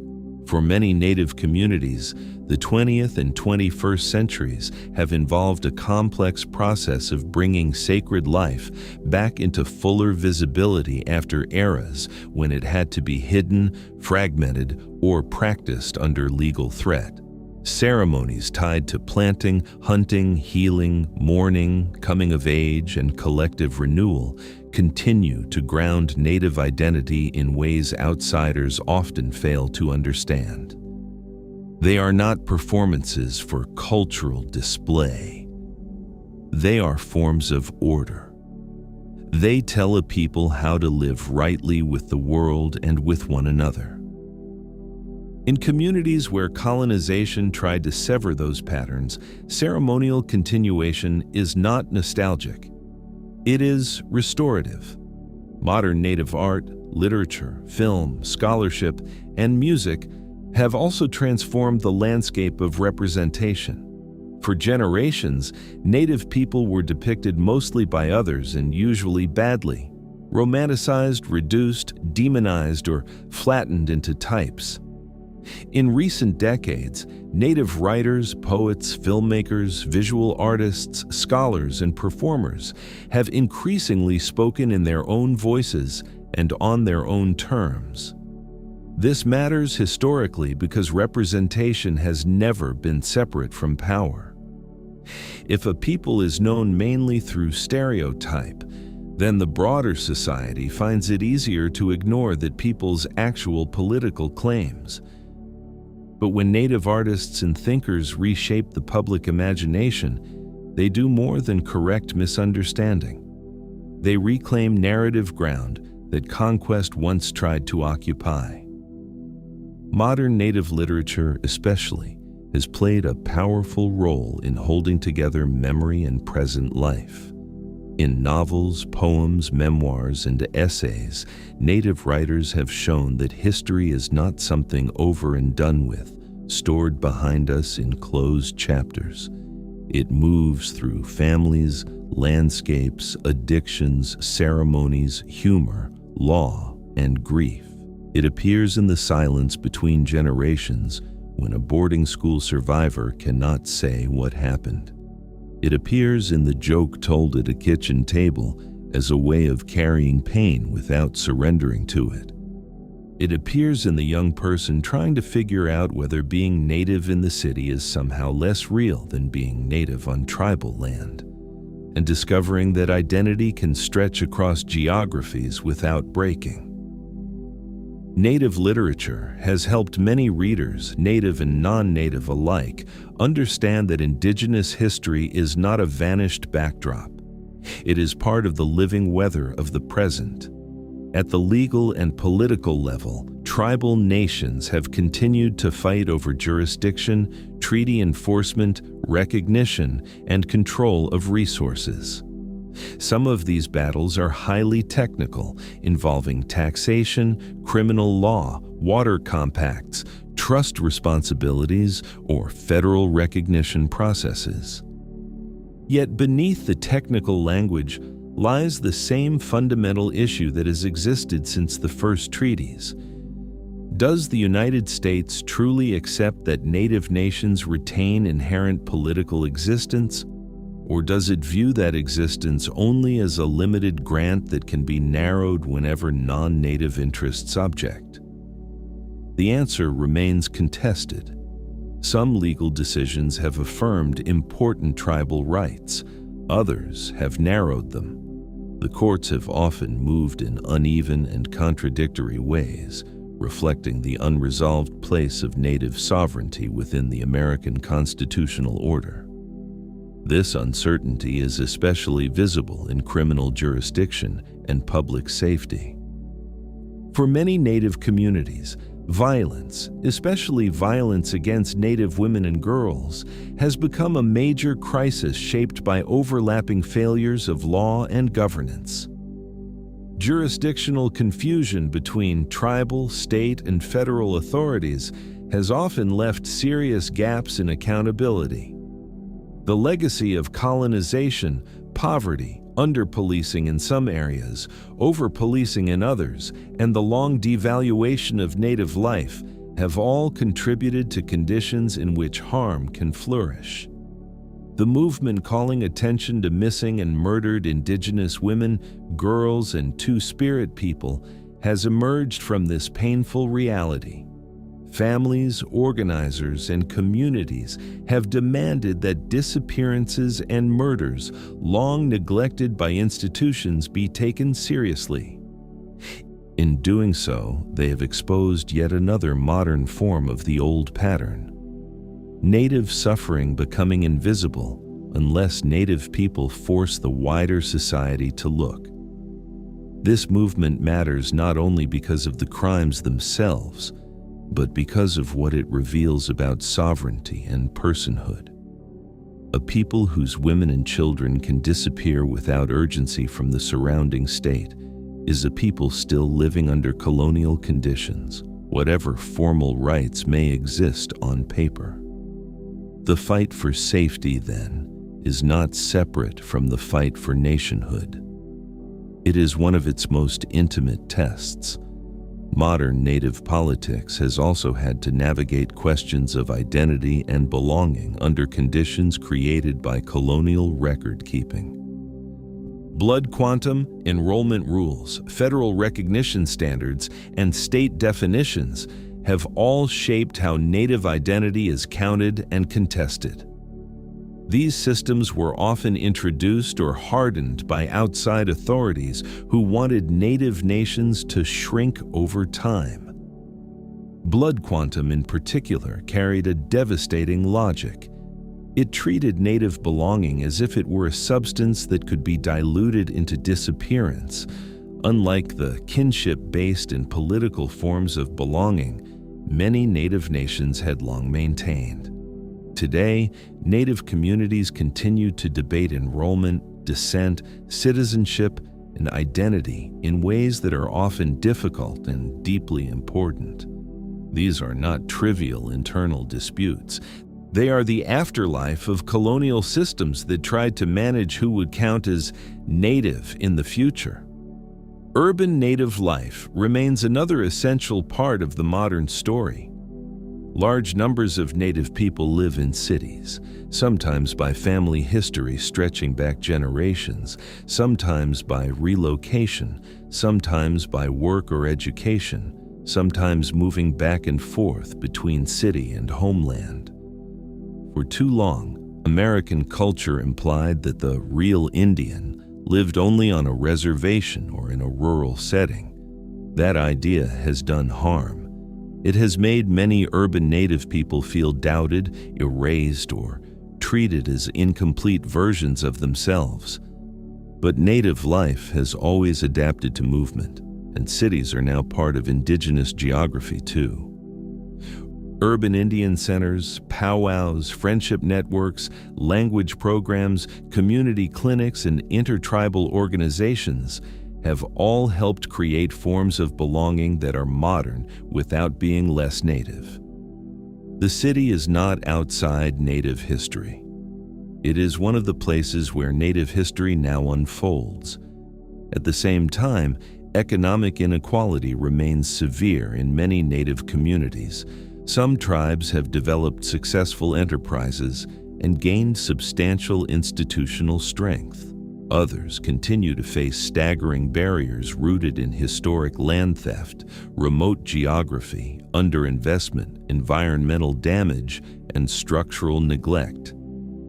The difference between tribal communities can be significant, but all exist in the shadow of a long history in which the United States constrained Native economies while extracting wealth from Native lands. It is impossible to understand present disparities without that history. Poverty in Indian country is not a natural condition. It is one of conquest's longest after effects. And yet the story of modern Native life cannot be told only through hardship. There is joy in it too, and that joy matters historically. There is joy in hearing children laugh in a language their great-grandparents were punished for speaking. There is joy in seeing traditional foods returned to a table. There is joy in community gatherings, dances, songs, jokes, beadwork, basket making, canoe journeys, horseback rides, basketball tournaments, fry bread sales, art shows, graduations, and long conversations between elders and youth. There is joy in the stubborn fact of continuity itself. Colonization aimed not only to kill, but to make Native futurity unimaginable. Every ordinary Native happiness is, in that sense, part of resistance. The modern era has also brought a wider public reckoning, though an incomplete one, with the history of boarding schools, land theft, and broken treaties. More people now know some of what earlier generations were never taught. Graves at former boarding schools have forced painful conversations into public view. Land acknowledgements have become more common, though they vary greatly in sincerity and depth. Universities, museums, churches, and government bodies have faced growing pressure to account for their roles in Indigenous dispossession. These shifts matter, but Native communities often meet them with understandable caution. Acknowledgement is not the same as repair. Memory without change can become another form of moral comfort for those who benefit from the past. So the 21st century has become a time not of closure, but of renewed clarity. Native American history is not over. The central struggles remain visible: land, water, children, jurisdiction, language, memory, and the right of Native nations to define their own futures. What has changed is that Native peoples now meet these struggles with institutions, alliances, media presence, scholarship, artistic power, and legal strategies shaped by centuries of survival. The forms of resistance have multiplied. So have the forms of Native presence. To many outsiders, this persistence still seems surprising. But it should not. Native nations were never simply victims of history. They are always makers of it, even under the harshest conditions. In the modern world, that truth has become easier to see for anyone willing to look. Native peoples are not standing outside time, guarding a lost past. They are carrying ancient responsibilities into the present, while also shaping futures that colonization once tried to deny them. If there is one final lie that must be refused in telling the history of Native America, it is the lie that this story moves only in one direction: downward, backward, or toward disappearance. For centuries, that has been the preferred story of conquest. First, the Native people are imagined as powerful but doomed. Then they are imagined as tragic. Then as defeated. Then as vanished. And once they are made to vanish in the national imagination, the country that took their lands can finally speak of itself without interruption. It can call expansion courage, call theft settlement, call broken treaties mistakes, call survival assimilation, and call memory bitterness. But the real history does not allow such comfort. The real history keeps returning because the people at its center never left. To understand Native American history in full, you have to sit with its longest truth. This is not only a history of suffering, though suffering runs through it. It is not only a history of struggle, though struggle defines much of it. It is not only a history of resistance, though resistance is one of its clearest continuities. It is also a history of endurance so deep that it becomes something larger than survival. Survival can sound passive, like something that happens when a person barely remains alive, but Native history is fuller than that. Native peoples did not merely remain after catastrophe. They continued making worlds. They continued raising children into nations others said had no future. They continued speaking to rivers, mountains, plains, deserts, forests, and coastlines as places of relation rather than backdrop. They continued remembering the names of places after maps had renamed them. They continued praying after prayer had been criminalized. They continued governing after their governments had been dismissed. They continued becoming modern without becoming what conquest wanted them to become. That is why the story of Native America unsettles the mythology of the United States so deeply. The United States has long preferred stories with endings it can own. The revolution leads to liberty. The frontier leads to progress. The Civil War leads to union. Immigration leads to national renewal. But Native history disrupts this kind of clean storytelling because it forces the country to confront something unfinished. The land beneath the nation was never simply acquired. It was taken, negotiated over, stolen again, defended, ceded under duress, reoccupied, litigated, flooded, mined, fenced, renamed, and mourned. Treaties were never simply historical paperwork. They were promises made to peoples the country hoped would one day stop existing as peoples. Reservations were never generous gifts. They were fragments left behind after seizure. Boarding schools were never just education. They were an attempt to interrupt the future. Even modern reforms, when real, have always arrived in the shadow of older violence. And yet the heart of the story does not belong to the United States. It belongs to the Native nations, communities, families, elders, children, leaders, artists, warriors, healers, mothers, fathers, two-spirit people, language keepers, singers, fishers, horse riders, basket makers, code talkers, teachers, water protectors, and ordinary people who carried life forward across centuries that should, by all settler logic, have erased them. This is the quiet miracle inside the history, though miracle may be too soft a word for something earned through so much pain.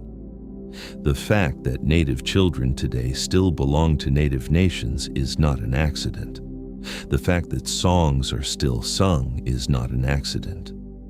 The fact that there are still ceremonies at dawn, still tribal councils, still legal battles fought in the name of treaty rights, still laughter in Native homes, still grandparents trying to teach a word that almost disappeared, still young people asking how to carry what they have inherited without losing themselves in the modern world. None of this is accidental. It exists because generation after generation refused surrender in forms both public and private. Some refused with weapons, some refused with law, some refused by hiding children, some refused by crossing state lines to attend a ceremony. Some refused by planting corn where someone had said the old ways were over.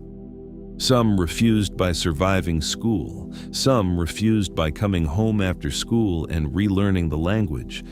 Some refused by testifying in court. Some refused by occupying an island, a building, a road, a pipeline route, a sacred site. Some refused by writing books that would not flatter the nation. Some refused by carving, weaving, dancing, singing, joking, or cooking in ways that kept memory alive in the body. Some refused simply by staying on the land, staying with the people, staying within a name, a kinship, a set of obligations, even when everything modern seemed designed to make departure easier. There is grief all through this story, and it should not be softened. Too many histories of Native America either romanticize Native peoples into noble abstraction or emphasize trauma so completely that Native life becomes unimaginable outside of pain. Neither approach tells the truth. Grief is real and it is vast. It lives in the memory of massacres and removals. It lives in the graves of children far from home. It lives in lost languages and in songs remembered only in fragments. It lives in sacred places now underwater, behind fences, beneath roads, or cut open by machines. It lives in family silences where the wound was too deep to describe. It lives in addiction, in fractured trust, in violence that colonization planted and then blamed on the people who suffered it. But grief is not all there is. Beside it stands love. Love of land, love of kin, love of children not yet born. Love strong enough to make a people carry unbearable things without deciding they are broken beyond return. And that love has shape. It is in obligation. One of the deepest themes across Native traditions is that life is relational. A person belongs not only to themselves, they belong to family, clan, community, ancestors, descendants, and place. They inherit duties as much as rights. That way of understanding the world has survived everything the United States tried to replace it with. It survives in how elders are treated, how names are given, how food is shared, how mourning is observed, how ceremonial calendars hold communities together, how some stories are told only at the proper time, how humor softens pain without denying it, how a river may still be referred to not as a resource, but as a relative. These continuities matter because they reveal that conquest, however vast, did not fully reorganize Native reality on its own terms. The settler state could seize land, but it could not wholly dictate meaning. This is why Native history is not merely a minority history inside the United States. It is one of the foundational histories of the continent itself. It explains the shape of the country more honestly than the usual patriotic myths do. Why do so many American place names come from Native languages, even where Native history is barely taught?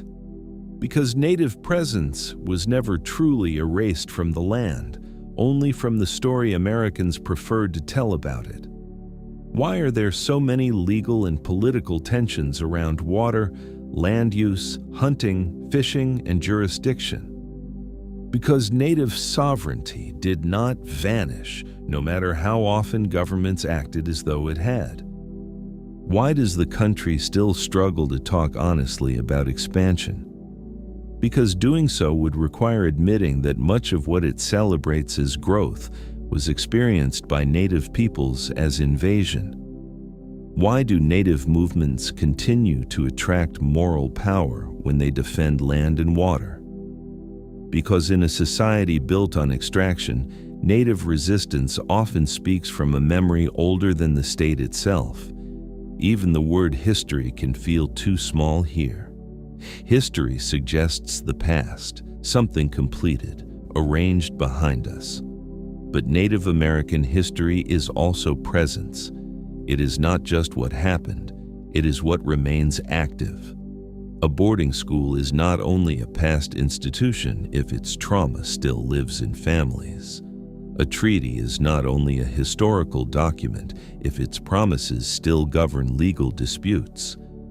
A sacred site is not only a remnant if people still pray there. A language is not only heritage if children are speaking it again. This is one reason Native communities have often held time differently than the settler state has. In many Indigenous ways of knowing, ancestors are not simply gone, and future generations are not abstractions. Both are part of present responsibility. The past is not dead weight, it is a living claim. To tell this story for sleep, slowly and with care, is to move through a great many losses. But it is also to move through a great many survivals, and survivals create obligations in the listener too.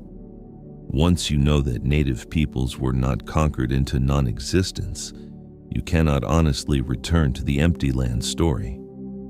Once you know that Native nations still live, govern, mourn, revive, create, and defend, you cannot place them safely in the past. Once you know that so much of the United States was built not over absence, but over Indigenous endurance, then the whole country looks different. The road, the town, the lake, the park, the battlefield, the school, the dam, the monument, the oil field, the mountain trail, the museum case. None of them are as simple as they first appeared. And perhaps that is where the deepest respect begins, not in romance, not in guilt alone, not in the shallow gesture of admiring Native culture while ignoring Native claims, Respect begins in accepting that Native peoples have always been contemporary to the world's trying to erase them. They were contemporary to European empires, contemporary to the early republic, contemporary to railroads and boarding schools, contemporary to occupation movements, contemporary to court battles and language revitalization, contemporary to the digital age, contemporary to whatever future comes next. They were never frozen in the past, except in the fantasies of those who wanted their land without their presence. So when we speak of Native American history, of culture, struggles, and resistance, we are really speaking of an unbroken argument with conquest. We are speaking of peoples who met invasion with diplomacy when possible, with war when necessary, with adaptation when strategic, with memory when all else was under attack, and with renewal again and again after every attempt to close the story. We are speaking of nations that did not survive because history was kind to them, but because they learned how to live inside history's cruelty without surrendering the core of who they were. We are speaking of children who inherited names after others had tried to strip names away. We are speaking of elders who kept faith with languages that the world around them considered inconvenient. We are speaking of the simple, extraordinary fact that people can be wounded across centuries and still remain more than their wounds. If you listen carefully, the story does not end in silence. It ends in continuity. Somewhere tonight, on lands ancient and present, a child is learning a word their ancestors once feared might disappear. Somewhere, a drum is sounding. Somewhere, a council is meeting. Somewhere, a legal brief is being written in defense of treaty rights. Somewhere, a grandmother is teaching beadwork or a planting song or the proper way to greet the morning. Somewhere, a young person is wondering how to carry both urban life and tribal belonging, and slowly discovering they do not have to choose. Somewhere, a river is being defended. Somewhere, a name is being spoken correctly after generations of mispronunciation. Somewhere, memory is passing from one pair of hands to another. That is the real ending, if there can be one. Not disappearance, not closure, not the old American dream of a continent finally emptied of the peoples who first knew it. The ending is that there is no ending of that kind. Native America continues. It continues in grief and in beauty, in law and in story, in ceremony and in struggle, in reclaimed language and defended water, in the ancient and the changing braided together. It continues because the people continue. And now, the story begins to quiet, not because it has ended, but because it continues beyond this moment, beyond this night, beyond the sound of my voice. Take a slow breath in and let it go. The land is still there, the rivers still moving, the stories still being told softly from one generation to the next. And somewhere, even now, someone is remembering. As you drift further into sleep, let the past settle gently around you, not as something distant, but as something that still lives, still breathes, still carries forward. There is nothing more you need to hold on to tonight. Just rest and let the story continue without you. Good night.